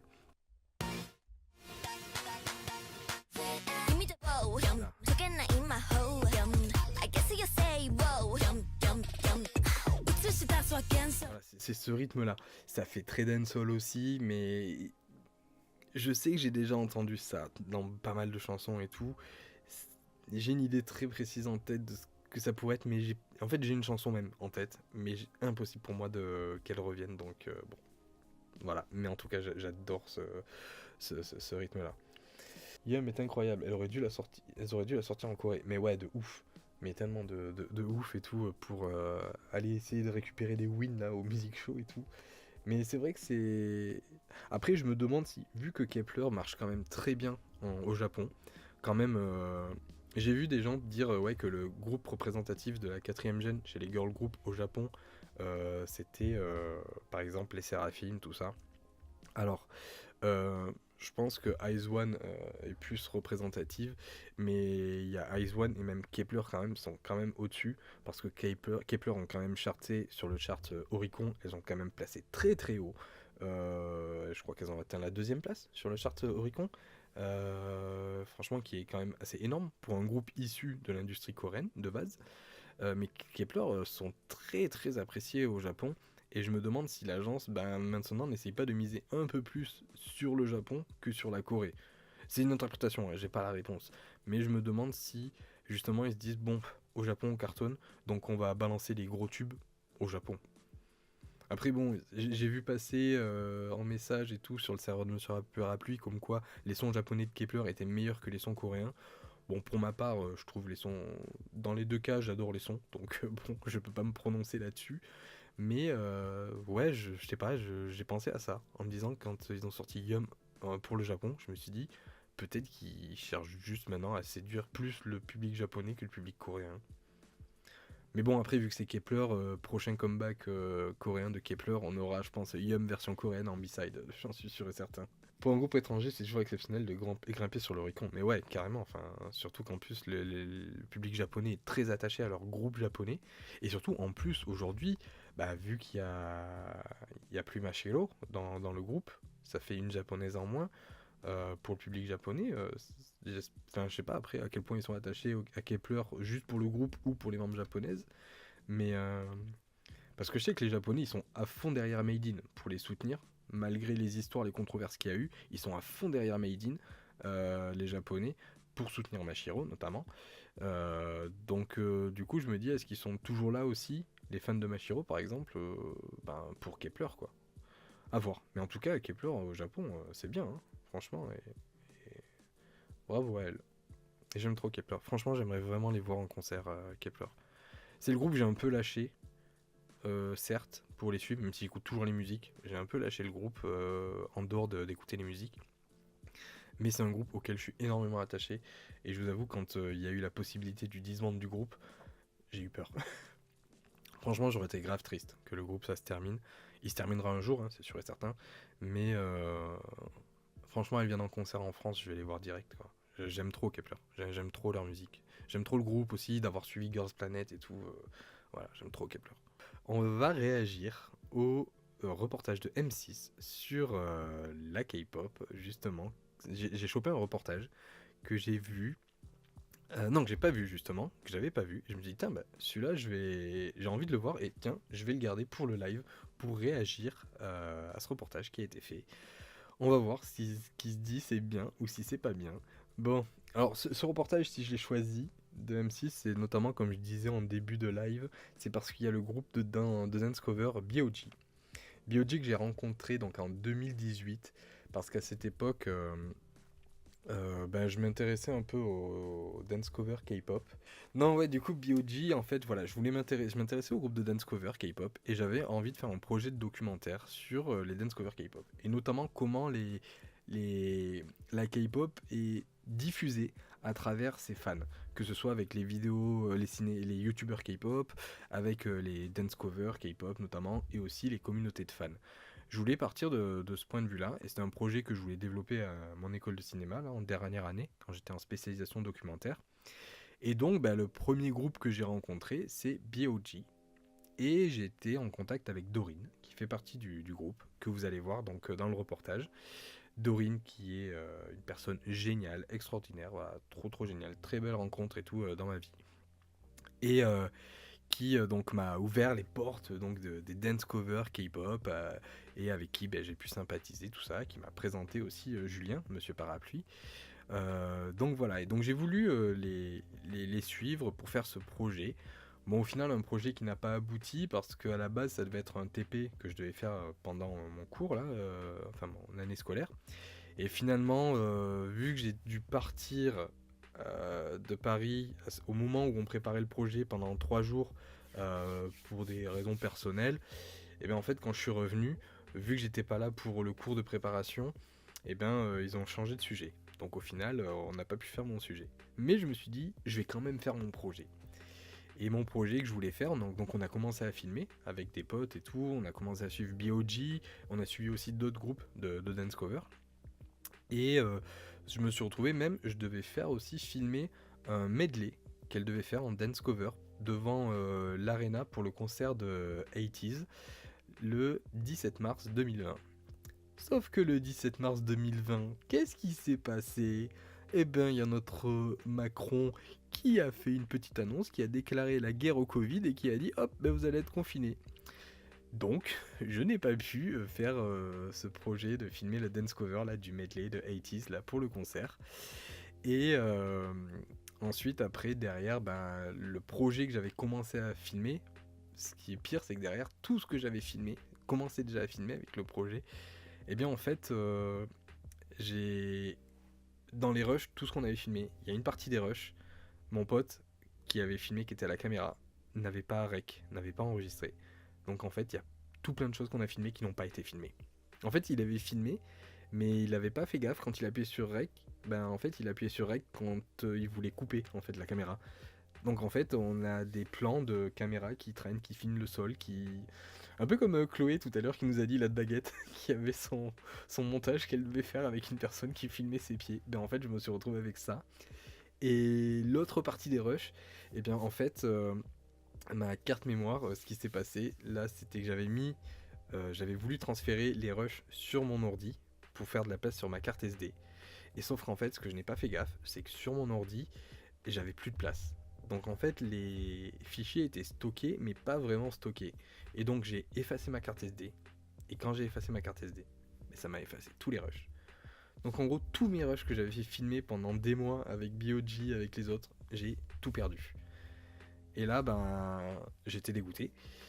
Et en plus, c'est erreur du débutant. Vraiment, c'est erreur de débutant, quoi. Après 3 ans d'école de ciné, tu peux pas faire cette erreur-là, quoi. Ben, je l'ai faite, du coup. Et en fait, j'étais dégoûté et surtout, j'avais honte. Parce que ben, tout le temps que j'avais bossé avec les filles et tout, à les filmer et tout ça, ben là, je me retrouve un peu dans une situation où... Ouais, désolé, en fait, elles attendaient en plus de voir comment ça avançait le projet.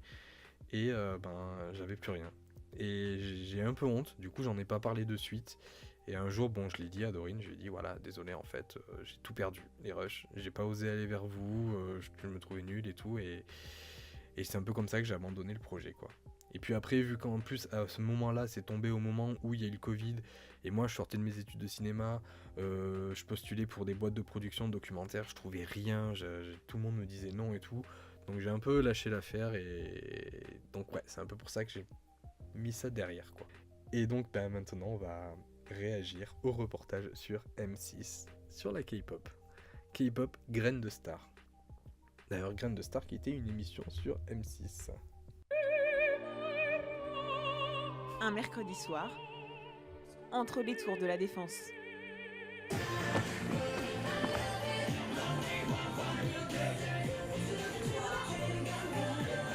Dorine et ses amis ont décidé d'affronter la grisaille parisienne. Au programme, les répétitions d'une chorégraphie millimétrée.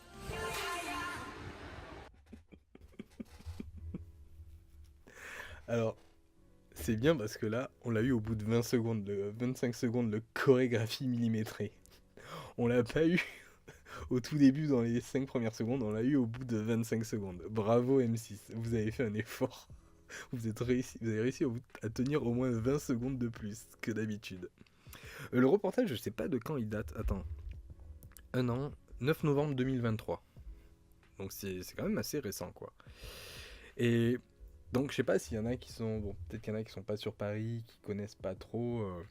Mais donc là, ouais, à la Défense, c'est un des spots pour les répétitions. Il y a notamment la Défense, mais il y a aussi à François Mitterrand, là, à la bibliothèque, à la BNF, parce que ben, vous avez toutes ces vitres et tout qui sont plutôt pratiques pour se voir, pour danser. Donc, Dorine et ses amis ont décidé d'affronter la grisaille parisienne. Voilà. Vous avez ces vitres là et tout. Et franchement, c'est trop génial quand j'allais là-bas les regarder faire leur chorégraphie ou pour aller filmer, tout ça. Il y a vraiment tout plein de groupes de dance cover qui sont là les uns les autres à côté et qui s'aident, qui s'entraident, ils se connaissent la plupart tous, ils bossent ensemble. T'as vraiment un truc quoi qui... Enfin c'est génial à voir.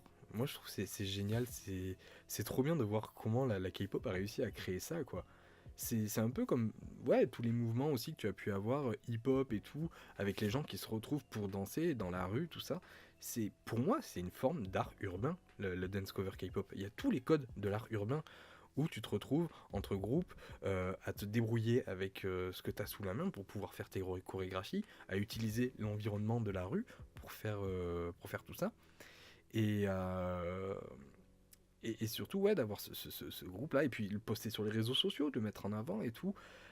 Pour moi, c'est un art urbain, la dance cover K-pop. C'est génial comment ça a été approprié, comment ça a été développé.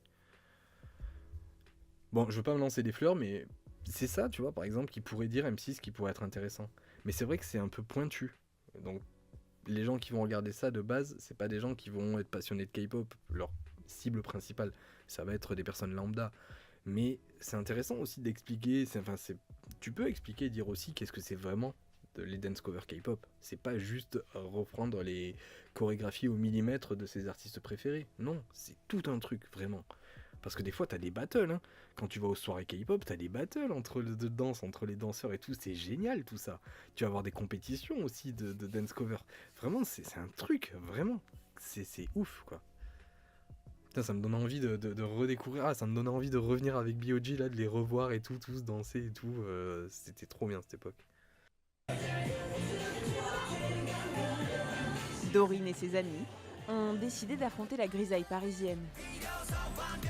Au programme, les répétitions d'une chorégraphie millimétrée. Ah mon dieu. Dans le reflet des buildings, la troupe s'entraîne ici chaque semaine sur des morceaux de K-pop. On est bien d'accord, mais... La voix n'a pas dit K-pop, elle a dit K-pop. Bon, en même temps, je suis désolé, mais en 2023, ça devient maintenant, c'est impossible de, tu dis plus K-pop, tu dis plus K-pop.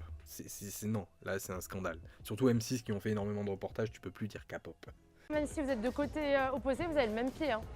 Donc, Des chansons coréennes dont elles apprennent les danses par cœur. on fait du sport ensemble, on s'éclate, on s'amuse. Et c'est ça que justement dans la K-pop on aime bien, c'est qu'en fait, c'est pas juste des chanteurs, c'est vraiment des artistes, mais aussi des performeurs. Une pratique de plus en plus répandue. Je pense qu'il y a 5 ans, on était à peine une dizaine maximum.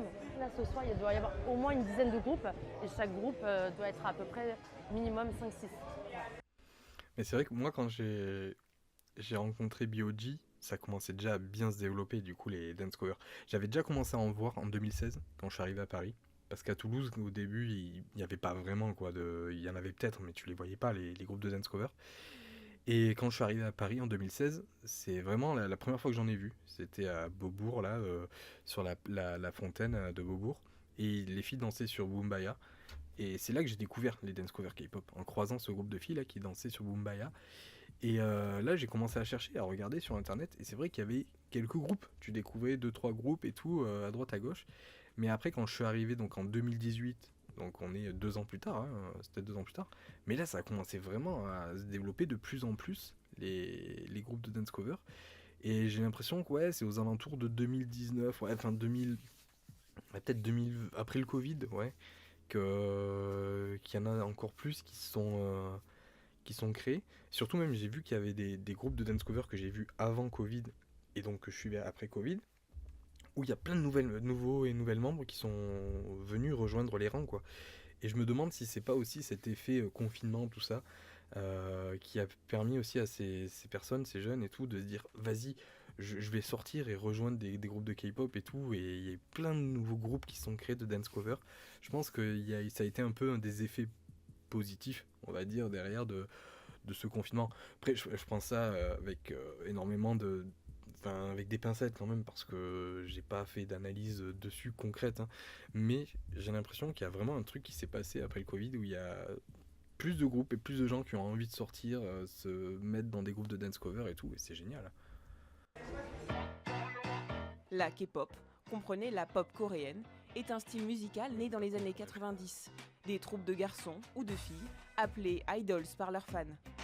Ce que je trouve dommage quand même, enfin bon, ils font ce récapitulatif pour un public qui n'est pas au courant et tout. Mais ça fait bizarre quand même de l'entendre, sachant que M6, ça doit être au moins leur... À ce moment-là, ça doit être peut-être leur 10e reportage sur la K-pop, j'en sais rien. Enfin, t'as l'impression que là, le résumé qu'ils font, c'est le même résumé qu'il y a 10 ans, quoi. C'est un truc de fou. Parmi les plus connus, les Blackpink,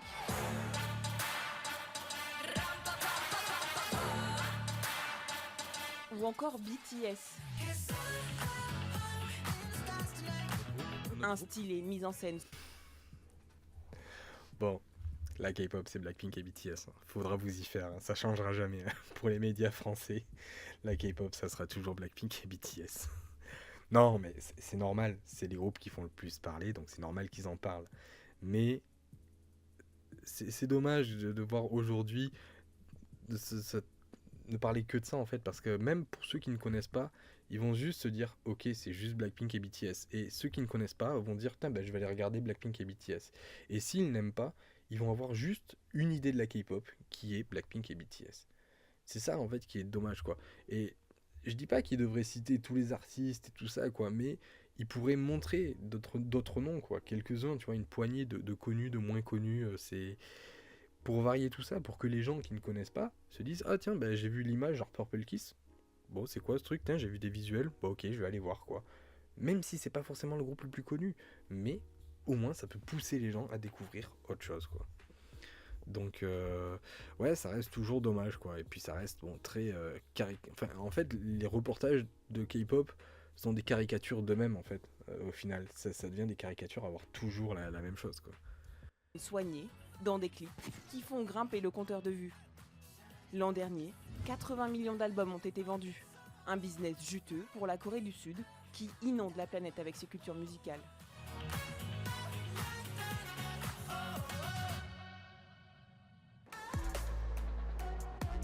Élise, 18 ans, a quitté Grenoble pour passer le week-end dans la capitale.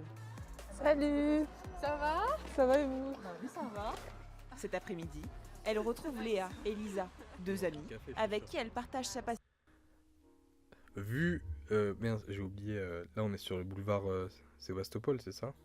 On est à Réaumur Sébastopol, on est à côté. Du coup, à mon avis, je suis sûr que la suite, ça va se passer au Kik Café. J'en suis sûr et certain. Je vous jure, j'ai pas vu le truc, mais vu là où ils ont tourné, je sais pas pourquoi, je pense que c'est les potes qui se retrouvent et qui vont aller au Kik Café. On va voir, du coup. Il pourrait parler de ces groupes confidentiels tels que TXT ou...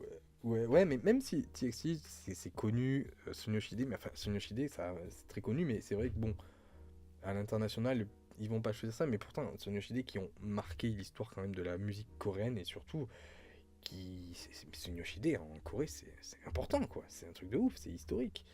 Mais même si c'est des gros groupes, ils pourraient mentionner justement tout ça. Il manque juste Gangnam Style et on a le trio. Ouais, il manque Psy. Enfin, Psy. Attention. Psy, pas Psy. Que du BTS anglophone, c'est parfait. Ouais, bah du coup, ils ont surfé encore sur Dynamite. Surtout qu'en plus, bon, si encore le reportage était fait en 2020, ok, je comprends qu'ils mettent Dynamite. Ou même en 2021. Mais là, on est en 2023. Enfin, ils auraient pu mettre une autre chanson de BTS, quoi. Ils auraient pu mettre Black Swan ou Idol, du coup. Mais c'est vrai que Dynamite, ben, ça reste... le dernier truc qui a fait énormément parler, quoi. Enfin, en 2020, les médias se sont emparés de la K-pop, mais surtout de Dynamite, c'est un truc de fou, quoi. Il y avait même Quotidien, je me rappelle, mettait Dynamite dans leur bande-annonce, leur publicité pour annoncer les émissions, quoi. Passion pour la K-pop. Après, je critique pas Dynamite, hein, j'adore Dynamite, donc voilà. Psy, si tu veux prononcer comme un nom, son nom en hangul. Ouais, mais je vais le prononcer Psy. Voilà, juste pour vous faire chier, je vais le prononcer Psy. C'est d'ailleurs lors d'un concert l'année dernière qu'elle a rencontré Léa. Je devais y aller avec une pote, mais ma pote n'a pas pu venir, donc j'ai revendu ma place. Donc j'ai racheté la place. Et on s'est rencontrés comme ça, là-bas. Ouais. Et depuis, on se rencontre à chaque concert qu'on fait. Les trois amies ont décidé de se rendre dans un café entièrement dédié à la K-pop. Et elles ne sont pas les seules. Je pense qu'on en a vraiment pour 1h30. Ouais. Ce café. Voilà. T'es sûr que ça allait finir au Kick Café. Ah, mais c'était pendant l'événement du M Countdown, du coup. Ah ouais. Ah, peut-être qu'on aura Psy dans la vidéo, du coup. Peut-être qu'on aura Psy, pardon. Peut-être qu'on aura... Quotidien, je les retiens, ils se moquaient des Lovelies il y a 10 ans maintenant. Ils se prosternent devant Jenny. Ah ouais? Ah putain, je savais pas qu'ils s'étaient foutus de la gueule de Lovelies. Ah, les enfoirés. Oh, je regarderai. Ouais, du coup, bah forcément, un Kick Café, du coup. Je suis trop vieux pour ce café. Mais non, moi, le Kick Café, hein, j'y vais, hein. Tu sais, même si t'es un peu plus âgé que moi. Mais le café, Kick Café, franchement, tu peux y aller. En plus, ils t'accueillent et tout, il y a personne qui te jette hein, là-bas. 1, tu prédis bien, ou 2, c'est toi le réalisateur du reportage. Non, si c'était moi le réalisateur du reportage, déjà tu verrais Triple S dans le clip. Alors vu que c'est 2023, tu verrais peut-être... Si 2023, tu verrais Triple S, tu verrais New Jeans, voilà qui tu verrais dans le reportage si c'est moi qui avais réalisé ça. Si le Hachu, Barthès n'était pas notre ami en 2016. Ah ouais, ok. Putain, le salaud. En plus Lovely, c'est trop bien. S'adresse à un public de fans avertis. Pour faire patienter les clients, l'établissement a pensé à tout. Sous leurs yeux, Ah bah... des produits dérivés directement importés de Corée. C'est des magazines qui ont été faits en Alors. partenariat avec des idoles. Et là, il y a aussi de la beauté coréenne, des livres sur la Corée et sur les idoles. Car au-delà de la K-pop, elles sont aussi devenues fans du pays. J'ai vraiment beaucoup appris à connaître la K-pop. Et puis après, je me suis intéressée à la langue, au pays, à ses traditions et tout. J'espère pouvoir partir en décembre avec mon école l'année prochaine. Ça, je trouve c'est intéressant. C'est bien d'avoir montré aussi, d'avoir laissé la parole et lui dire voilà, j'aime la K-pop, mais pas que ça m'a permis de découvrir autre chose comme la culture coréenne. Ça montre quelque chose quand même de positif aussi. Comme ça, tous les gros branleurs là qui sont là à dire genre, les fans de K-pop, c'est des idiots, gamins et tout. Voilà, mais non. Ça montre que derrière, ça pousse des gens à aller au-delà que leur simple passion musicale, découvrir des choses et tout, montrer qu'il y a quelque chose de sain aussi derrière dans cette passion. Et je trouve c'est, pour le coup là, c'est intéressant, même si c'est très court, hein, c'est intéressant de l'avoir posé cette question, de lui avoir laissé dire ça et de l'avoir gardé au montage. Donc voilà, enfin c'est...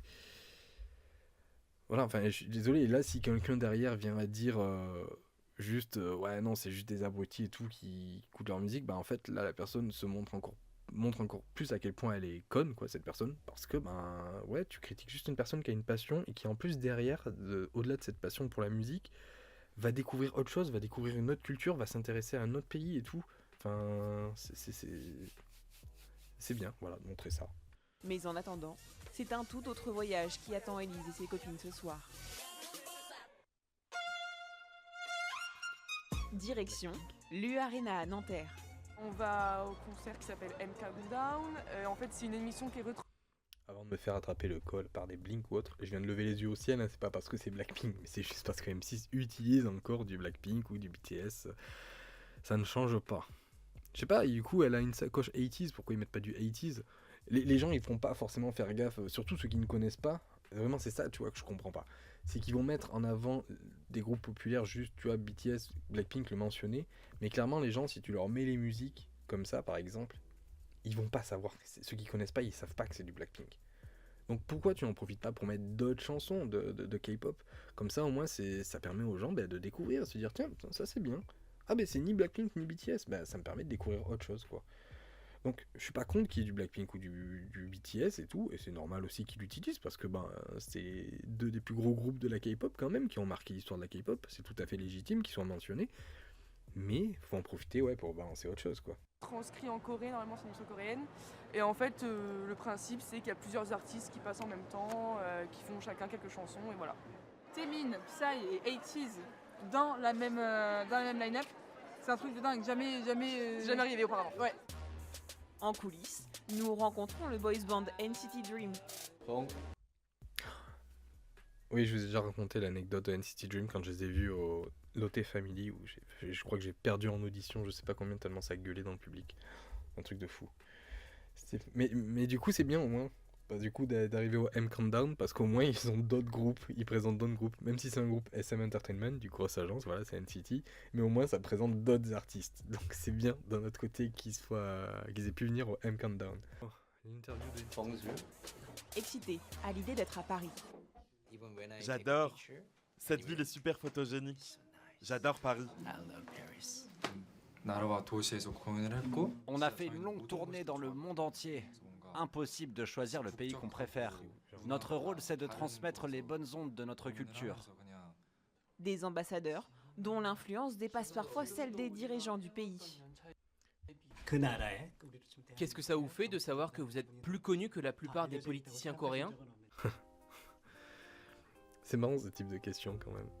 Ça fait penser à John Lennon quand il avait dit qu'il était plus populaire que Jésus. Là. Enfin, je sais pas, enfin non, c'est pas du tout la même chose quoi, mais ce truc, tu vois, de popularité, genre ah t'es plus populaire qu'un autre et tout, c'est marrant ce genre de questions, c'est des questions un peu gênantes. Voilà. Attention, qu'est-ce qu'ils vont répondre?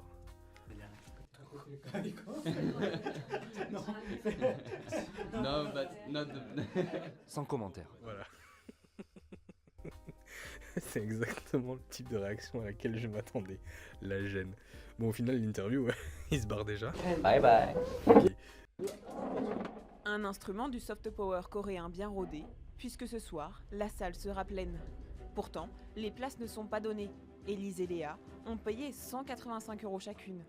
Que ça reste un moment inoubliable. Et moi, je sais que je vais rentrer heureuse et que peu importe combien je dépense, je vais être contente quand même. Donc, voilà. Et le show débute avec le tube de l'année 2012.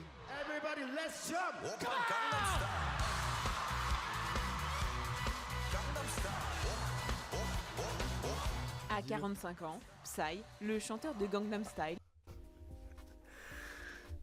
Elle l'a bien prononcé. Bravo. Elle a pas dit psy, elle a dit psy. Bravo. Voilà les les effets. Ça y est, ils ont réussi. Il y a le trio gagnant, voilà, on a le bingo, c'est complet, ça y est, on a eu Psy, BTS et Blackpink dans le reportage. Mais elle a pas dit psy, elle a dit psy. Et rien que pour ça, bah du coup, voilà, on accepte le trio gagnant. est toujours survolté.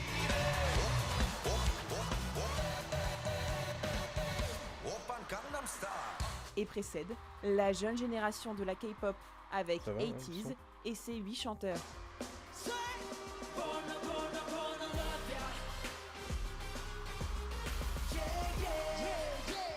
Pendant 4 heures, Élise et Léa s'époumonnent devant leur star préférée. Un show unique qui aura réuni pas moins de 22 000 spectateurs.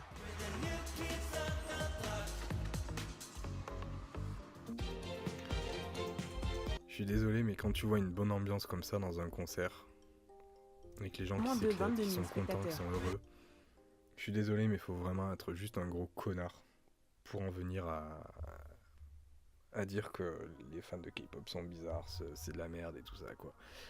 Faut juste être un gros connard pour en venir à critiquer ça. Je suis désolé, là, les gens, ils kiffent, ils se font plaisir, ils sont heureux. Pourquoi tu critiquerais quelqu'un qui est heureux, quoi? À moins d'être un gros connard, quoi, tout simplement. Ah, c'était Treasure? Putain, j'ai même pas fait gaffe, j'ai même pas fait attention. C'est pas It Is? Et ses 8 chanteurs. Ah ouais, en plus, mais oui, en plus, oui, parce qu'ils sont Avec même pas 8, en 80s. plus, ils sont 10 000, donc ouais, c'est pas It Is, c'est Treasure. Oh, finesse. Bon, merde. Ah, j'étais prêt en plus à aller à dire du bien, du coup, du reportage. Enfin, du bien, pas non plus, tu vas dire que c'est exceptionnel. Mais putain, ouais, non, du coup, ils ont foiré là, le coup de Treasure. Oh, les nuls. Bon, au final, ce reportage, bon, c'est mignon, c'est sympa, ça dit pas grand chose. Ça apporte rien de plus. C'est vraiment le truc classique qu'on voyait déjà en... Là, il est sorti en 2023. Ouais, en 2015-2016, t'avais déjà le même type de reportage, quoi, mais en beaucoup plus critique. Là, ils ont un peu omis le côté quand même critique du fan, enfin de la K-pop. Enfin, je vous dis, il y a des petits détails un peu arrogants dans la façon dont c'est tourné les phrases, mais ça va. Mais c'est surtout clairement bon. Là, t'as un événement K-pop, plutôt que de faire un reportage pour dire il y a un événement K-pop qui se passe. Ils se sont dit bon ben on va reparler de la K-pop comme avant, et du coup au final je suis désolé mais le reportage il sert un peu à rien, quoi, parce qu'au final il n'y a même pas une vraie publicité pour le M Countdown. Le reportage il sert un peu à rien, quoi. Il est pas mauvais, il y a eu bien pire, mais il sert un peu à rien, quoi. C'est quoi la vidéo de New Jeans sur le côté? New Jeans, révélation et controverse K-pop Stories. Ah, Jeune Otaku, j'avais commencé à la voir, mais du coup je l'ai pas vue. Je crois que je l'ai pas vue. Enfin, j'ai pas poussé plus que ça parce que, je vous avoue, je fais une petite confidence là. J'en ai un peu marre de voir des gens faire des vidéos sur l'histoire de la K-pop ou sur les groupes de K-pop, tu vois, comme ça, mais qui globalement ne parlent quasiment jamais de K-pop et qui font la plupart du temps ça pour surfer sur la tendance K-pop et choper des vues. Et le truc, ce qui me saoule, c'est que derrière, il n'y a pas un réel intérêt de parler de K-pop, c'est juste... Enfin, peut-être qu'il y a un intérêt parce que, ah tiens, il y a quelque chose d'intéressant à creuser et tout derrière, mais la plupart du temps, c'est toujours des répétitions des mêmes choses, le même regard sur la K-pop, sans vraiment s'intéresser. Par exemple, ça va être dire, ouais, la K-pop, c'est une industrie où les agences exploitent les artistes, mais il manque toujours ce « mais pas que ». Mais pas que, parce qu'aujourd'hui, il y a des conditions qui ont changé, il y a des artistes qui font bouger les choses, et ça, ils en parlent pas parce qu'ils connaissent pas, en fait, parce qu'ils s'intéressent pas plus. Et ça me saoule de voir, bah ouais, des gens qui... Je dis pas que seuls ceux qui écoutent de la K-pop peuvent parler de K-pop, mais si tu veux parler de K-pop et surtout traiter un sujet comme ça, où tu vas donner ton avis là-dessus et tout, et tu sais qu'ils vont plus ramener un public qui connaît pas forcément la K-pop, eh bien, maîtrise mieux ton sujet et surtout creuse-le bien comme il faut, quoi, en fait. Sinon, c'est toujours orienté, tout comme les reportages, en fait, qu'on voit, tu vois, à la télé, quoi. Donc, bon. La K-pop est-elle vraiment en perte de vitesse en Corée pour avoir de plus en plus de chansons en anglais? Je pense pas. Je pense que c'est surtout qu'elle reste dans cette logique de construction qu'il y a eu depuis les débuts, qui est de viser avant tout un public anglophone, quoi. Ça a toujours été comme ça. Enfin... Quand j'entends dire que oui, la K-pop s'américanise trop, depuis Sotaejian Boys, la K-pop est américanisée. Sotaejian Boys, quand tu écoutes les musiques, c'est du New Kids on the Block, c'est pour certaines chansons, c'est du Rage Against the Machine, quand ils sont, on va dire, après ils sont partis dans un truc un peu plus rock et tout ça. C'est du Beastie Boys, c'est complètement américanisé, Sotaejian Boys. H.O.T., SIS, tout ça, au tout début, c'est complètement le rap R&B et tout, afro-américain et tout de l'époque, des années 2000. C'est complètement américanisé, ça l'a toujours été. C'est juste qu'à l'époque, vu que ça venait de se lancer, la K-pop, ben, ça pouvait pas forcément prétendre viser un marché international et un marché anglophone. Ça s'est fait petit à petit, étape par étape, de manière très intelligente. Mais ça a toujours été dans le collimateur. Donc pour moi, ça n'a rien de surprenant que la K-pop devienne de plus en plus anglophone. Ça a toujours été dans cette direction-là. Mais c'est vrai qu'il y a de plus en plus de chansons en anglais pour viser un public international. Ça a toujours été ce que cherchent les agences et tout. C'est un peu dommage parce que c'est le charme aussi de la K-pop, c'est son identité. Et son identité, ça passe par la langue. Donc... je sais pas, je me dis peut-être qu'à un moment donné aussi, en réagissant tous, on va peut-être aussi à un moment donné aussi faire parler, donner notre avis. Je sais pas si ça aura un poids ou autre, mais faudra arriver aussi à se battre quand même pour préserver quand même la langue coréenne dans la K-pop, quoi.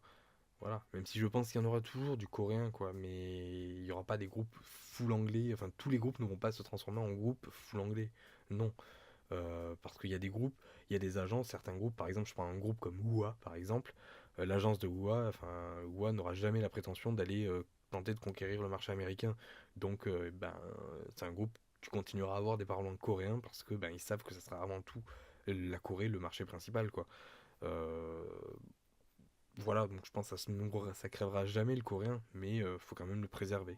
C'est un peu ça le paradoxe, c'est que ça disparaîtra pas, je ne pense pas, mais il faut quand même se battre pour le préserver, quoi. Bon, écoutez, je vais terminer le live. Je vous remercie à toutes et à tous d'avoir assisté au live, d'avoir tenu pendant 4h30, ceux qui ont tenu 4h30. Merci aux gens aussi, il y a des abonnés, il y a eu combien d'abonnés? Il y a eu 3, 4, 5 abonnés je crois, durant le truc, donc merci aux 5 abonnés. C'est drôle, j'ai eu que 2 trucs qui ont popé.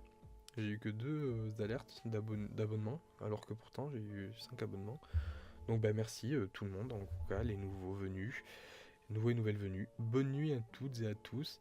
Et on se retrouve sur le Discord de Monsieur Parapluie. Hein.